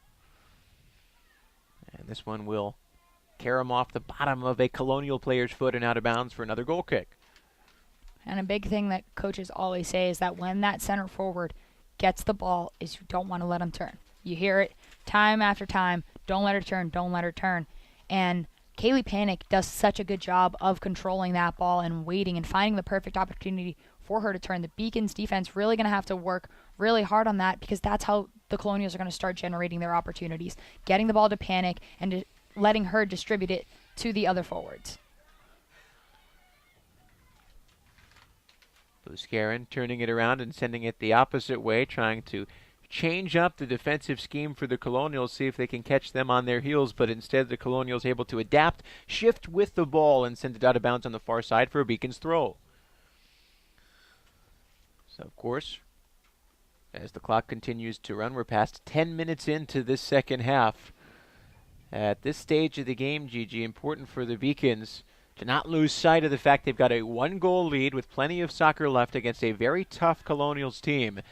Does their game plan shift at all, perhaps with an unexpected lead this early going in the second half? And exactly as you said, you don't want the Beacons to let up in the defensive aspect. You still want them to play aggressive. You still want them to keep going forward. And as you see there, foul there on the Colonials. But that's what you're going to get. As this second half starts moving forward, you oftentimes see that the losing team starts getting a little bit chippy. They get a little bit more desperate, and you want to see them do anything and everything they can to score their goal. So what you want to see from the Beacons is just settle down, play good soccer, but more importantly, play organized soccer. Aileen Maloney is the one targeted as the player committing that foul, setting up the free kick for the Beacons. Opportunity for O'Grady to send it deep. Could be a chance here. Looks good. Left foot. It's in. Another goal for the Beacons. And that's Grace McGettrick just doing what she does best. And Jacqueline O'Grady, what a ball. That was a line drive. And speaking in baseball terms, that was a line drive of a pass. And McGettrick just knows her speed. She knows how quick she is and how she can get to that ball. And she does everything perfectly. She got to it. She beat her defender. And with the left-footed shot, both of her goals have come with her left foot and just picking out that left corner. And Langsbury there just so far off her line, nothing she could do. And this is what we're talking about when we talk about insurance goals. Now the Beacons have a little bit more wiggle room, not to say that they can't still be organized, but now they can have a little bit more fun with the style of soccer that they're going to play. And if you can expand on that, Gigi, when you say having a little bit more fun, of course the goal is to have a little fun each and every day, but when you have a 2-goal advantage, certainly allows Coach Zombeck to do some things that perhaps she might have kept in her back pocket otherwise? Not even that. Well, yeah, absolutely. You know, she's going to be able to start generating these opportunities, maybe work on some things in the game that you worked on in practice that you couldn't really do, try to figure out some new set pieces, try some of those out, see where you get there, maybe put some players in some different positions and new positions, see how comfortable they get there. That's not to say that if the Colonials score another goal, though, that's when things start getting a little bit more interesting, where the Beacons are back to not necessarily having their backs pinned up against a wall, but you know how strong the Colonials' offense generally is. Certainly potential for a history-making victory for the Beacons, but plenty of soccer left to play this afternoon. A turnover there, a dangerous opportunity, but that ball will roll harmlessly into the arms of Abby McCulloch, and yet another opportunity for the freshman goalkeeper to send it back the other way. Her boot sends it to midfield. Back and forth here. We see that aggressive play there. That time Grace Oliver not afraid to get a little bit of a stiff arm there. No foul on the play, so an opportunity for the Beacons to continue with the ball on the far side. There's Ocampo. She crosses it towards the center of the pitch, but not quite enough of that hook to get it to her teammate as Langsbury picks it up, and the goalkeeper for the Colonials will now send the momentum of the game the opposite way. Yeah, you love to see the idea there that the Beacons are generating. Jalila Ocampo started off as one of the forwards for the Beacons, dropping into that attacking center mid spot, which she normally does. Coach Zombeck has her play in both positions because she's such a versatile player that she can do that. And getting in on that pass, picking her head up and realizing that she doesn't have the angle for the shot, and making that pass. Didn't put a little enough on it, I should say, for Grace Oliver to get her foot on it, but still, that's great soccer IQ there from Jalila Ocampo. Cal Pitts sent it out of bounds, making it a Colonials ball, but there was Pitts on the throw-in to try and break up possession for the Colonials. That said, the Carum favored Western Connecticut State. So now the Colonials with it, but it's turned and sent out of bounds. Is that Pitts once more doing her thing to get it out of bounds as this Beacons defense, which was very stout in the first half, even with that goal scored by Panic of the Colonials, continuing to show their stuff here in the second half, and now it's going to come down to defense with a 2-goal lead. So Ocampo, far side, but it's sent right back by the Colonials. And now the pace of this one slowing down just a bit. Turnover on the far side as the Beacons get it back. And that time, yet another turnover as both teams going back and forth with possession. But the Beacons will have a throw and a sub forthcoming as well. And we're going to see Kenya Wade taking over for Jackie Turner. And Kenya, who's normally played as a center back with Carly Fahey in this game, is now going to be taking on that role of that outside back. And Kenya brings such good speed to this Beacons roster. Ball out of bounds for a goal kick as the Colonials will reset. The Beacons will as well. You're watching women's soccer on the Beacons Broadcast Network. Certainly glad you're with us on this Saturday. A fine day in Boston, and it would be made that much finer if this club can get their first victory over Western Connecticut State since 2013. And they're in a good spot to do that, leading 3-1 with under 30 minutes remaining here in the second half of this one.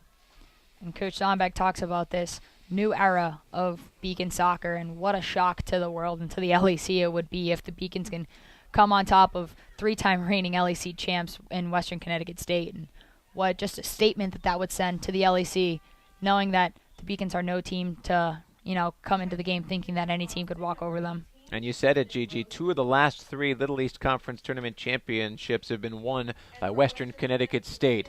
And it's a program, as a substitution is called out here at James Cotter Field. It's a program, this Western Connecticut State Colonial women's soccer team, that certainly expects to win. They have high expectations, and their coach runs their team like the disciplinarian that he is. So certainly don't want to be a Colonial should they lose this game against the Beacons. That might be some extra laps. So here are the Colonials trying to mount a comeback, trailing by 2 goals against the Beacons. And now the ball goes out of bounds and will favor UMass Boston. Gigi, the Colonials here seeming to get less and less edgy as those goals rack up for the Beacons. Yeah, and you saw there Lucy Daniels putting her hands over her head there on that throws. A little bit of a controversial call here as we see Morgan Palma checking in for Grace Oliver.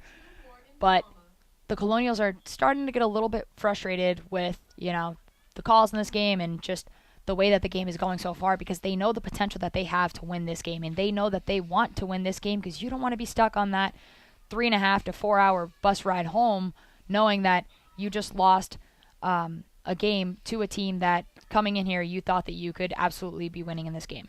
And it would be one thing if Western Connecticut State entered today's match 5-2. Instead, they're 2-5.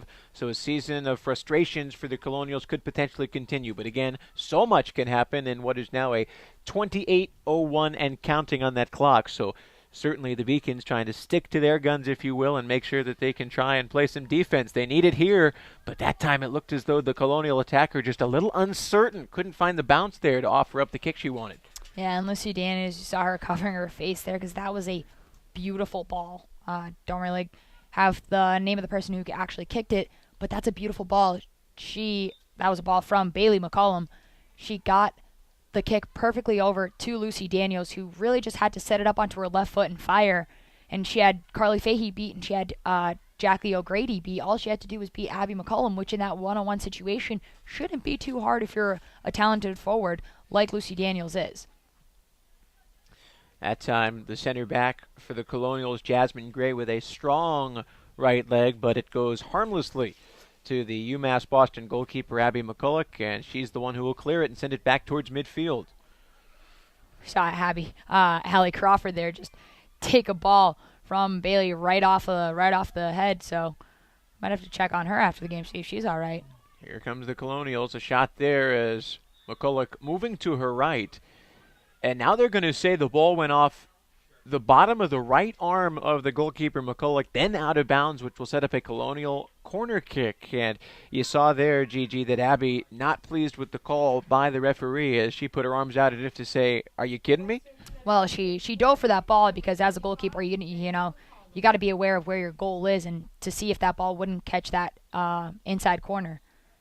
There's a cross on the corner. It's knocked out initially by McCulloch, and now the Beacons' defense will continue their impressive ways here in this one as they clear it out to end that threat. But now here come the Colonials once more after a turnover. And for the Beacons there, a nice defensive effort by MJ Murphy to send that out of bounds and slow things down. Yeah, and you saw there that really, really interesting play there by Amina Bailey. When her and Busquets were running for the ball, she slide tackled, didn't get any of the ball, but ended up with the ball after it because Lindsey Buscarin really didn't see that coming out of anywhere. But Amina Bailey coming away with the ball, but then losing it to Mary Jo Murphy. And there's Murphy with the clear. The Beacons in transition, making their way down the field. Here comes UMass Boston across towards the middle. Oh, swing and a miss. It just was tapped towards the goal and now kicked out of bounds. As another opportunity for the Beacons there. And as it rolls out of bounds on the far side of the field, another substitution set up. But what'd you like on that play in transition, Gigi? Pretty much everything except for the fact that the Beacons didn't get a goal off of that. That's great play and that's great soccer, all starting from the back line. And Morgan Palma just had so much speed and such great footwork that when I actually saw her going for the cross, I was a little bit surprised actually that she was being unselfish and trying to get that ball across. But she had 2 to 3 Colonials beat with the amount of speed and the great ball from Buscarin that she gave to Palma. If I was Morgan on that one, take a step in, cut that angle off, and even go to goal at that point. You know, that's when we talk about have a little bit of fun. You know, you have that leeway where if you don't score the goal, it's not the biggest of deals. So if you're Morgan, try to get your second goal of the season on that because she had all the space in the world to do it. A free kick for the Colonials sends it towards the defensive end for the Beacons, as on the far side of the field, that's Amina Gray as she continues to do her thing for the Colonials. A throw in now as UMass Boston continuing to turn away these few and far between offensive attacks for the Colonials, GG, and that's a good sign for the Beacons. Of course, we've talked about the defense all game long, and we'll see what they can do here as the ball is deep on their end. But again, the Beacons send it out of bounds, and they'll certainly take that throw in your half when the Colonials had the ball kicking around the box. Yeah, and you love the talk there between Jackie O'Grady and Carly Fahey, where you know that if one of them steps to the ball, that the other one has to drop a little bit more, give that depth. And you saw it perfectly executed there. Jackie O'Grady was on Kaylee Panic, got beat there by half a step, but she had the confidence that Carly Fahey was going to be there to clear that ball, and the same thing would happen vice versa. So you got to love the communication between those two. A Lucy Daniels right foot sends it far over the crossbar, setting up another goal kick for the Beacons. Dangerous play here. And luckily, the carom favors the Beacons after an ill-advised restart there from the freshman goalkeeper. As Abby McCulloch, despite all of her awards, remember, is still in her first collegiate season, so something to keep in mind. But the Beacons avoid a potential disaster there, and now they'll try and turn tail and head back towards the Colonial half of the field. A lot of empty space around the middle of the field. This one sent down the near side. There's a defender there for the Colonials. A quick miss. Now it bounces off the shin of a Beacon and out of bounds, as it'll be another goal kick for the Colonials. Yeah, and just going back to that play there by Abby McCulloch, didn't get the greatest hit on the ball, the strike as we saw, but Lucy Daniels on that, and you know that she knows that she could do better on that play, and she's such a talented player and has such great foot skills that if she just sets that ball down, that's a shot that she can take from outside of the box or even take it into the box and bring it into the 6-yard box, and that could easily be a 3-2 game there. So Beacons got lucky. I would say they did get lucky, but now, like you said, Abby McCulloch, just a freshman, she knows. You live and you learn. You live and you learn indeed, and luckily you can live and learn without another goal being added to the Colonials line. And now an opportunity for a free kick for the Beacons on the far side as they look to add to their 2-goal lead. Strong right foot into the box, but right to the goalkeeper, Lynchbury, and the Colonials will try again as they are slowly but surely running out of time, trailing by 2 goals. Yeah, and you see Jackie O'Grady taking that straight shot on goal there against Babson College. That's where she did score her second goal of the season from 40 yards out. Just a shot in the top right corner of the Babson goal to get her second goal of the season there. So why not try it again? And it's a great play that she did there. Unfortunately, Beacon couldn't get ahead on it. I believe if Jackie put a little bit more mustard on it, that ball would have definitely been a bigger test for Lynchbury. Nice touch on a pass that sends the Beacons streaking towards the Colonial net. This one crossed in and will be sent out of bounds as a corner kick is set up. It's Lillian Daniels for Western Connecticut State on defense there, and it was about the best option for the Colonials as the momentum for the Beacons was bringing a lot of white shirts into the attacking end. And the good thing about the Beacons keeping the ball in their offensive third is that slowly but surely they're taking time away from the clock. And you still have 21 minutes left to play, which is a lot of time for soccer. A lot can happen within this time. But the more that the Beacons keep the ball in their offensive third, the less chance that the Colonials have to get back into this game. Allie Crawford with the corner. It goes off a Beacon head, then rolls towards the near side. UMass Boston still with it. A shot there, but picked up by the goalkeeper for the Colonials.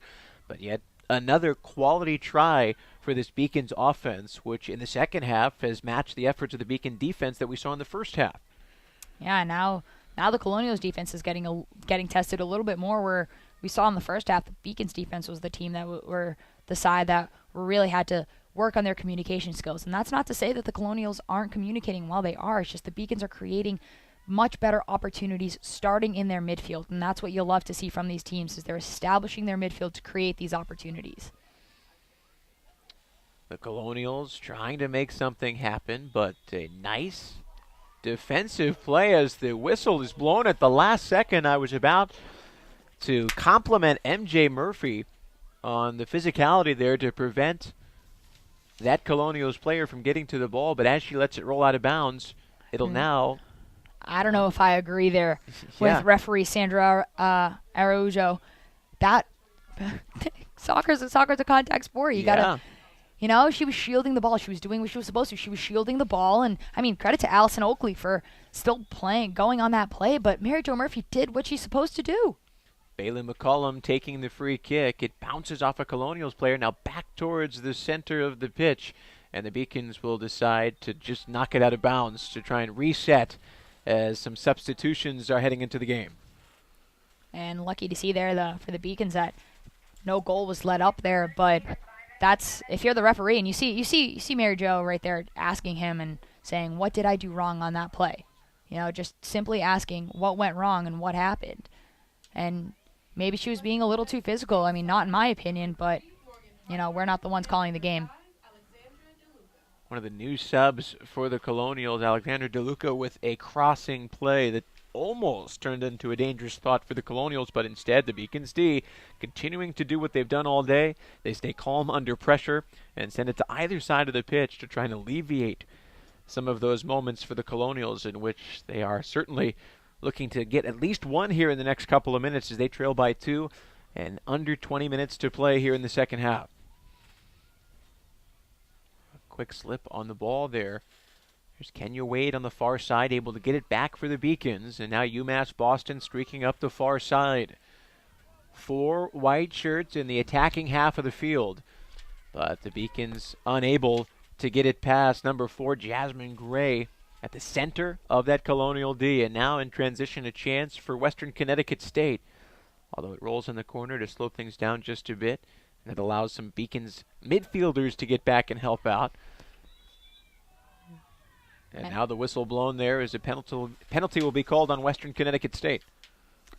And just so much happened within that minute of soccer there that it was a little hard to comprehend what was going on. That, Jasmine Gray took a great tackle there and to cut off Shannon Roseman, who just took a little bit too big of a step there. But that play on the other side, you get Panic again, occupying those 2 center backs, getting that ball in the corner, creating opportunities for her team.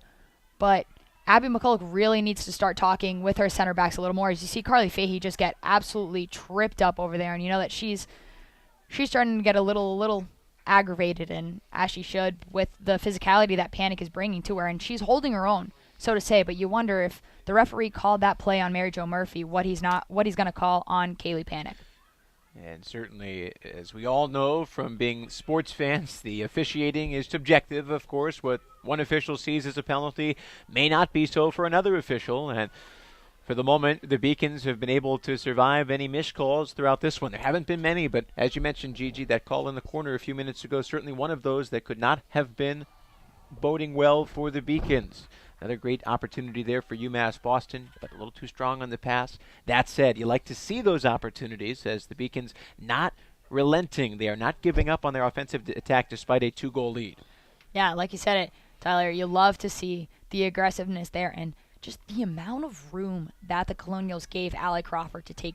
She took that ball 20 yards at the least, and no one was stepping to her. And that right there for the Colonials is an important part of their defense that they need to work on. Someone has to step to Allie to not even let her create that opportunity. And speaking of opportunities, here's one for the Colonials, but a nice defensive effort as the senior Jacqueline O'Grady gets her body in front of it to send it out of bounds for Colonials corner.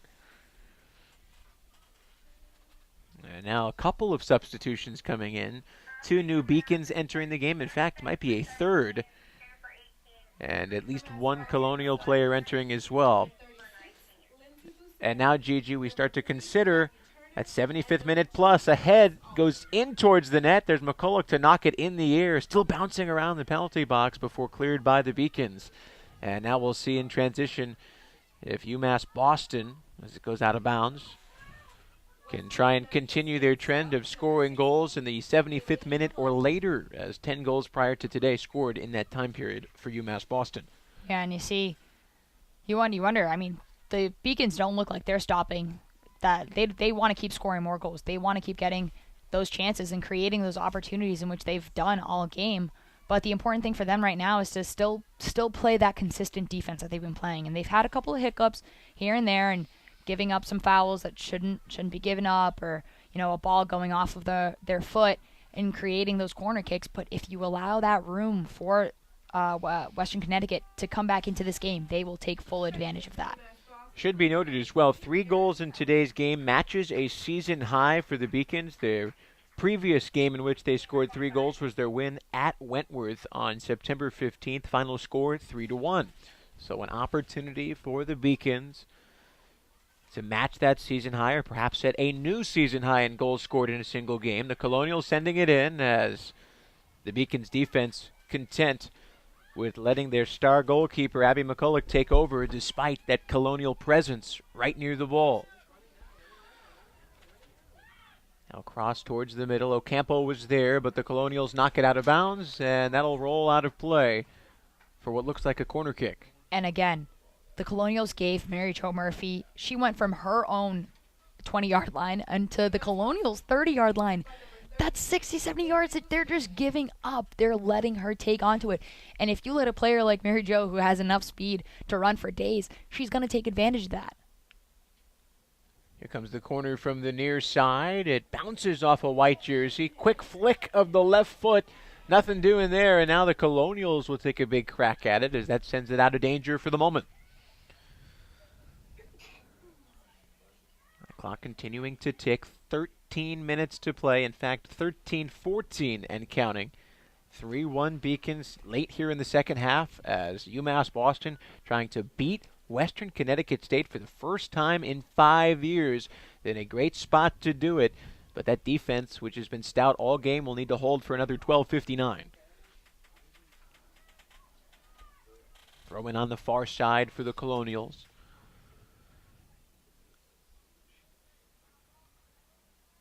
Quick flick of the head, but nobody there for Western Connecticut State. The Beacons try to take it back, and now a whistle is blown. What'd you see there, Gigi? I think I saw a high kick. I think that might have been a dangerous play that the Colonials were calling. And you see Lucy Daniels there complaining about it. And you see the ref there showing her exactly what she had done there. Again, I don't know if I agree with that call. I don't think that it was that much of a dangerous play. She had her foot up about hip length. So I think that Lucy Daniels is correct in arguing that call. Some space on the far side. Good cross. Header, but it goes off a Colonial player, then out of bounds. And not to mention that, sorry to cut you off there, but not to mention that Grace Oliver got a little shove in the back there. And if she hadn't gotten that shove, she would have been in prime positioning to head that ball and to get it on frame. But luckily, the Beacons get a corner kick off of that. So here's Buscarin. The kick is across, but a Colonial, the first one to it, as it's headed out of danger. That Beacon defense moving up to try and keep the pressure on their Colonial counterparts, that is. Perhaps another chance, but an entanglement there on the far side, and it goes back the Colonials' way as Western Connecticut State trying to bring it up the field. Now, that seemed as though it was a giveaway cross there.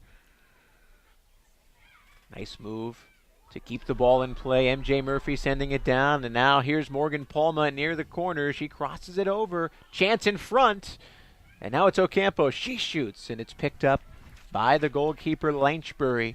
Another opportunity for the Beacons coming up just short, but Gigi, gotta like what you see late in this game. Absolutely love it. And Morgan Palma, again, just doing so great of a job of creating those opportunities, and she has so much foot skills, or so many foot skills, that it's wonderful to watch her play. And she has such great soccer IQ to know how to beat her defender, give that little flick of a touch, and go forward. And Lindsay Buscarin, I would have loved to seen her just hit that ball up first time, try to put some pressure on Lynchbury.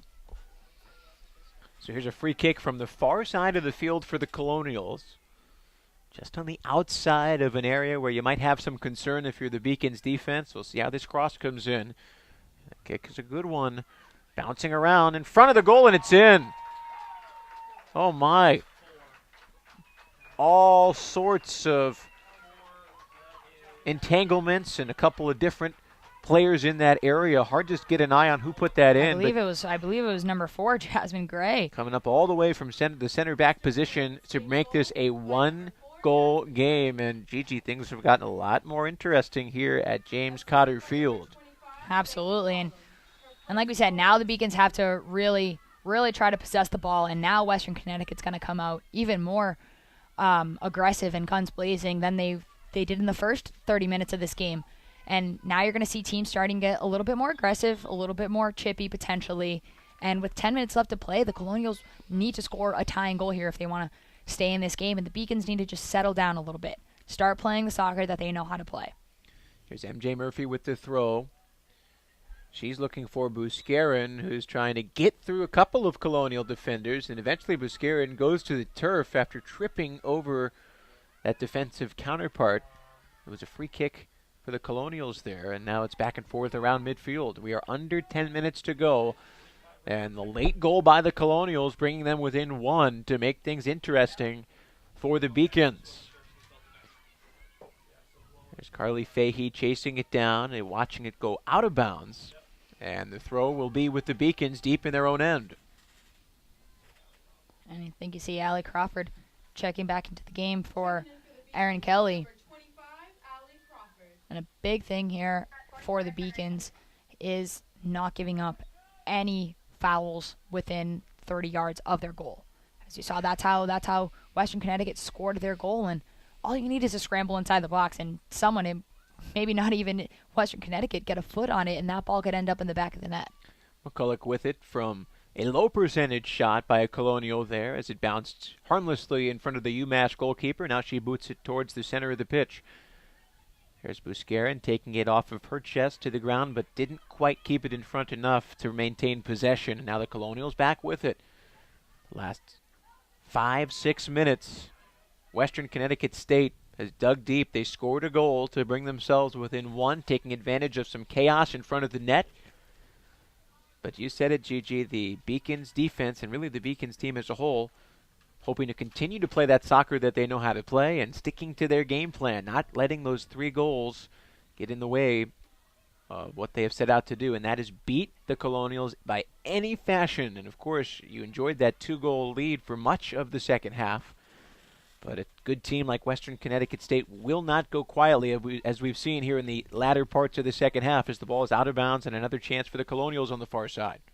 And you saw the Colonials player there a little upset with the amount of time that Abby McCulloch was taking to get that goal kick out. You got less than 8 minutes to play in this second half, and the Beacons are going to want to take some time off the clock. They're going to want to shave as much time possible off for the Colonials' offense. They're not going to want to give them any chances, and the Colonials, rightfully so, want to get as many opportunities as they can. The ball for the moment going back and forth around midfield. We have not seen the Beacons take it deep into the attacking zone since the goal by Colonials defender Jasmine Gray. Could this be the chance for the Beacons? But instead the Colonials send it back out towards the midfield area. Beacons trying the far side now to see if the Colonials defense will let them through.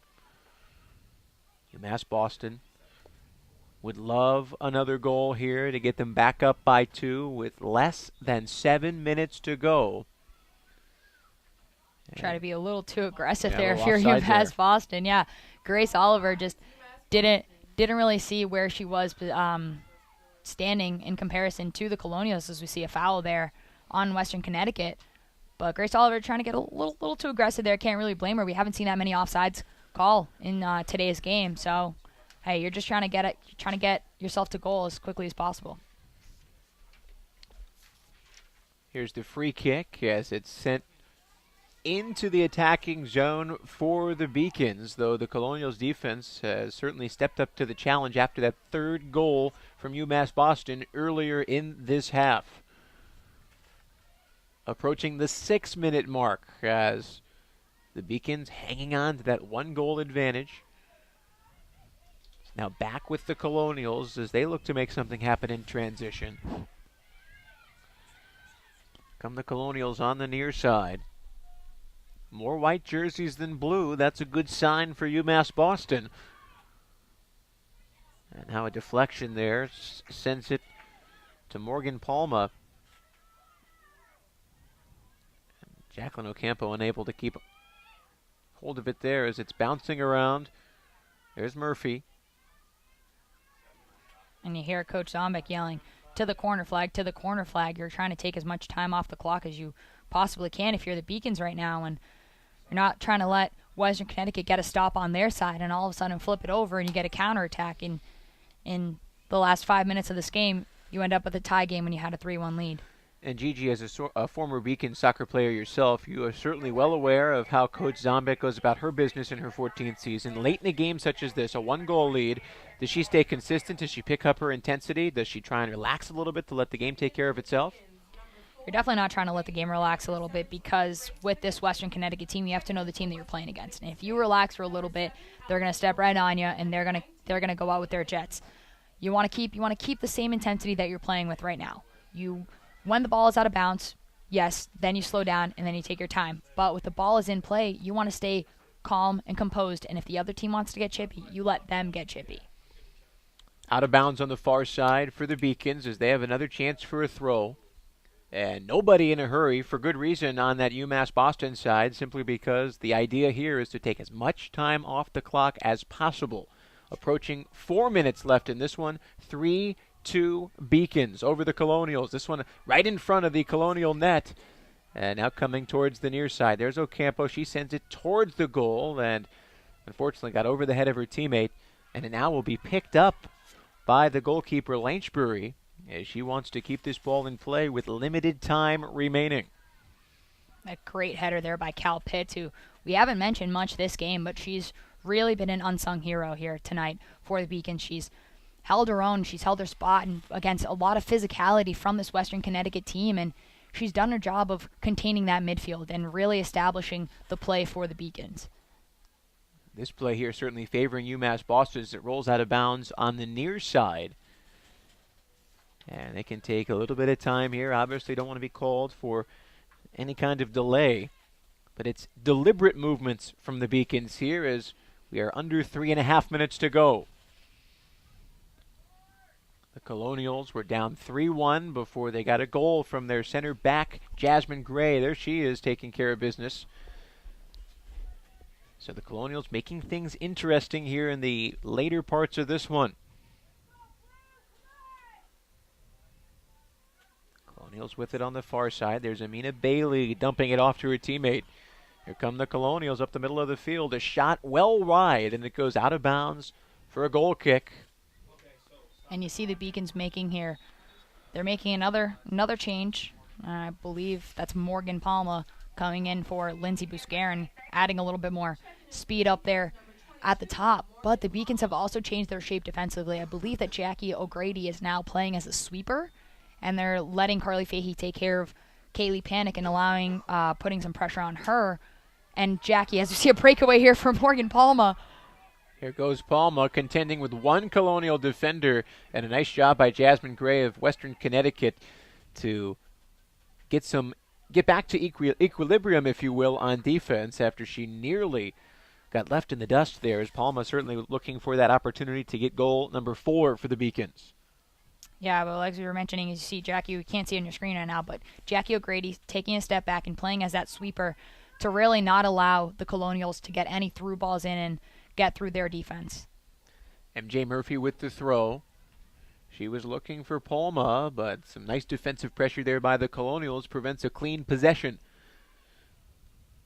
In the corner, and it's now out of bounds.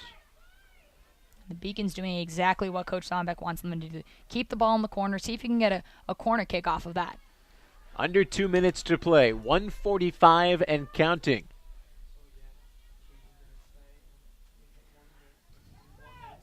After the Beacons throw in, the Colonials trying to get possession back. Nice little move there by MJ Murphy. And okay. You see Paley McCollum there getting a little feisty into this game with a minute and 25 seconds left. The Colonials are really trying to press right now, and they're trying to push forward. And the Beacons doing exactly what they're told and not letting that happen. Nice job by the Beacons not to be caught off sides. There is a chance for Palma. Left foot, but just wide, as that'll be a goal kick.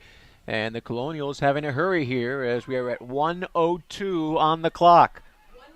And Jasmine Gray just doing a great job there of applying that added pressure, that slight bit of pressure there to Morgan Palma, getting her a little bit off balance there to not get that shot perfectly on frame.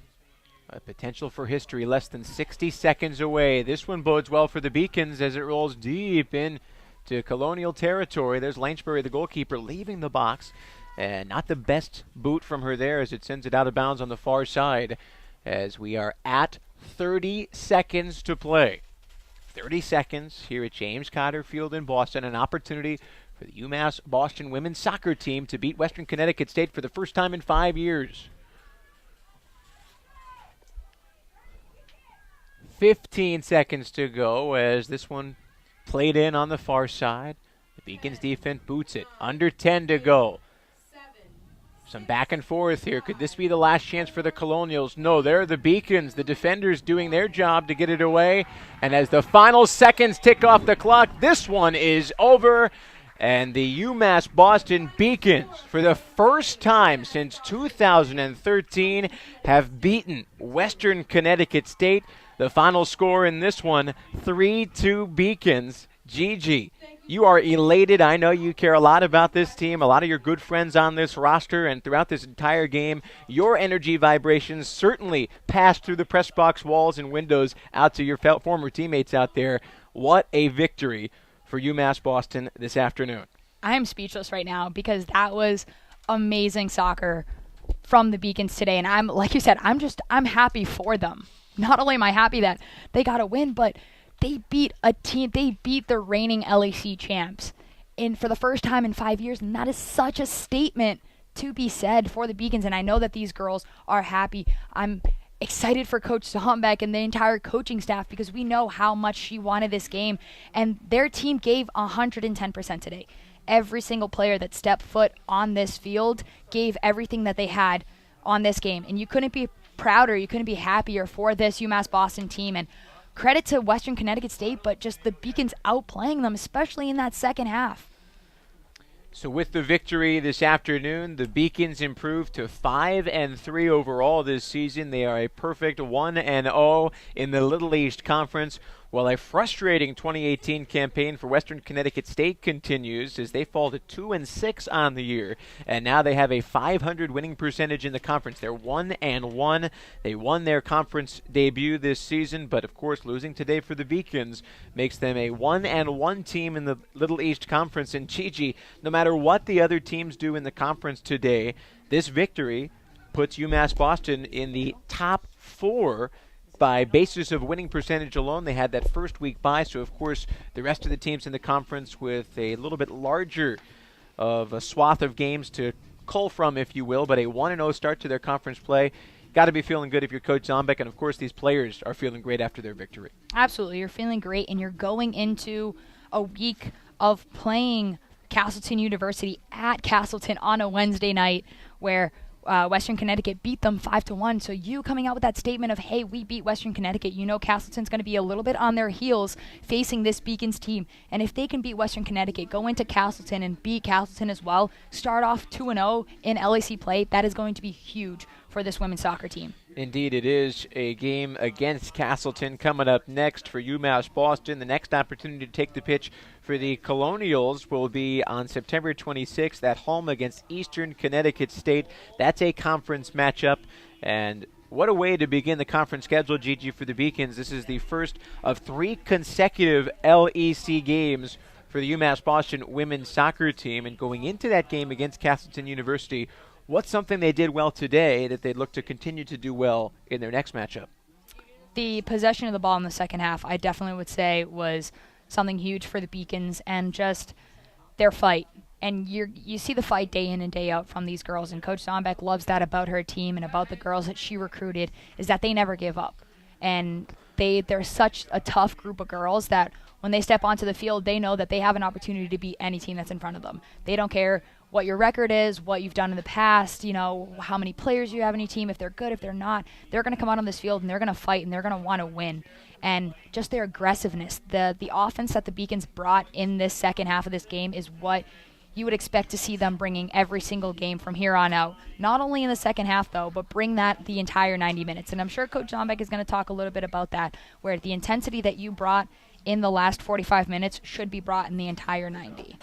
And conversely, not a lot that the Beacons did not do well today. You win 3-2 against a strong program like Western Connecticut State. You play great soccer from minute 1 to minute 90, but if you had to pick on one aspect of this game that the Beacons could improve going forward for their next game at Castleton a few days from now, what would that be? Settling the ball down. Settling it down early, establishing their midfield a little bit sooner. And at the beginning of the game, you had a little bit of changes in positioning, and you saw Kate Levitt play for a little bit, and, Jalila Campbell started off as a forward and then became a center mid. So a little bit to work there, but just establishing your midfield in general at the beginning of the game, creating more of those opportunities early on just gets you so much more set up for what could potentially happen. You saw a lot of kickball in the first 20 minutes of the game, and that really throws off the rhythm and how you go through this game. So if the Beacons can settle down a little bit more, establish their midfield at the beginning and early on into the game, then they have the rest of that entire game to play at their pace and at their will. With that in mind, let's take a look at some stats from today's game. Right at the top of that sheet, you see the Beacons out shooting the Colonials by 3. Of course, more shots on target as well. One thing that is a side effect, if you will, of more shots means that potentially the other goalkeeper is going to have more saves.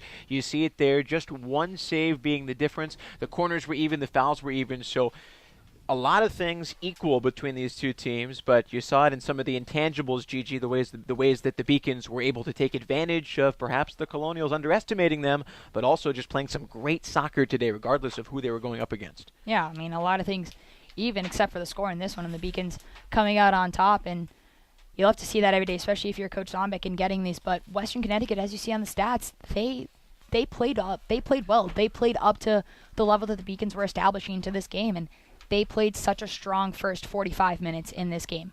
They played really good soccer, the last 20 minutes of that first half, and now in the second half they just let up a little bit. But in soccer, all it takes is those 1 or 2 minutes of play, or however long it may be, to let the other team counter on you and score those 2 goals. And I believe the Beacons' 2 goals came within 5 or 10 minutes of each other. And that's really when Western Connecticut had to hit the urgency button, which they aren't used to hitting. They're not used to doing that. They're used to establishing the control of play. But today in the second half, they let the Beacons take over this game, and that's what results in the 3-2 win.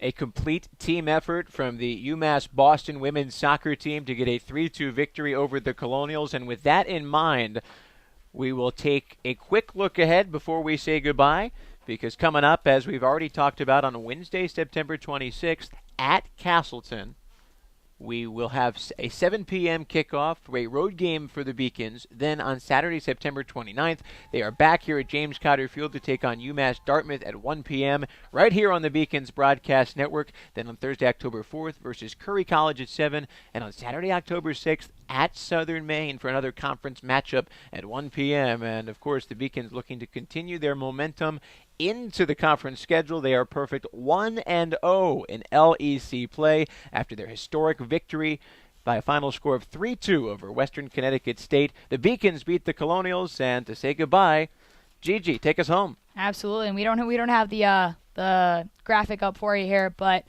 for everyone here at the Beacons Broadcasting Network, a great job to Alyssa DePippo on camera, Kelly Danahy on graphics, and myself on color commentary, and of course you, Tyler, doing your first game here for the Beacons Broadcasting Network. It was awesome having you here with us. Thank you, Gigi. Certainly a pleasure to take in a victory today, and with that in mind, looking to a lot more victories this season as well. For Gigi Braga and Kelly, our executive producer for today's broadcast, this is Tyler Zickel signing out until next time on the Beacons Broadcast Network.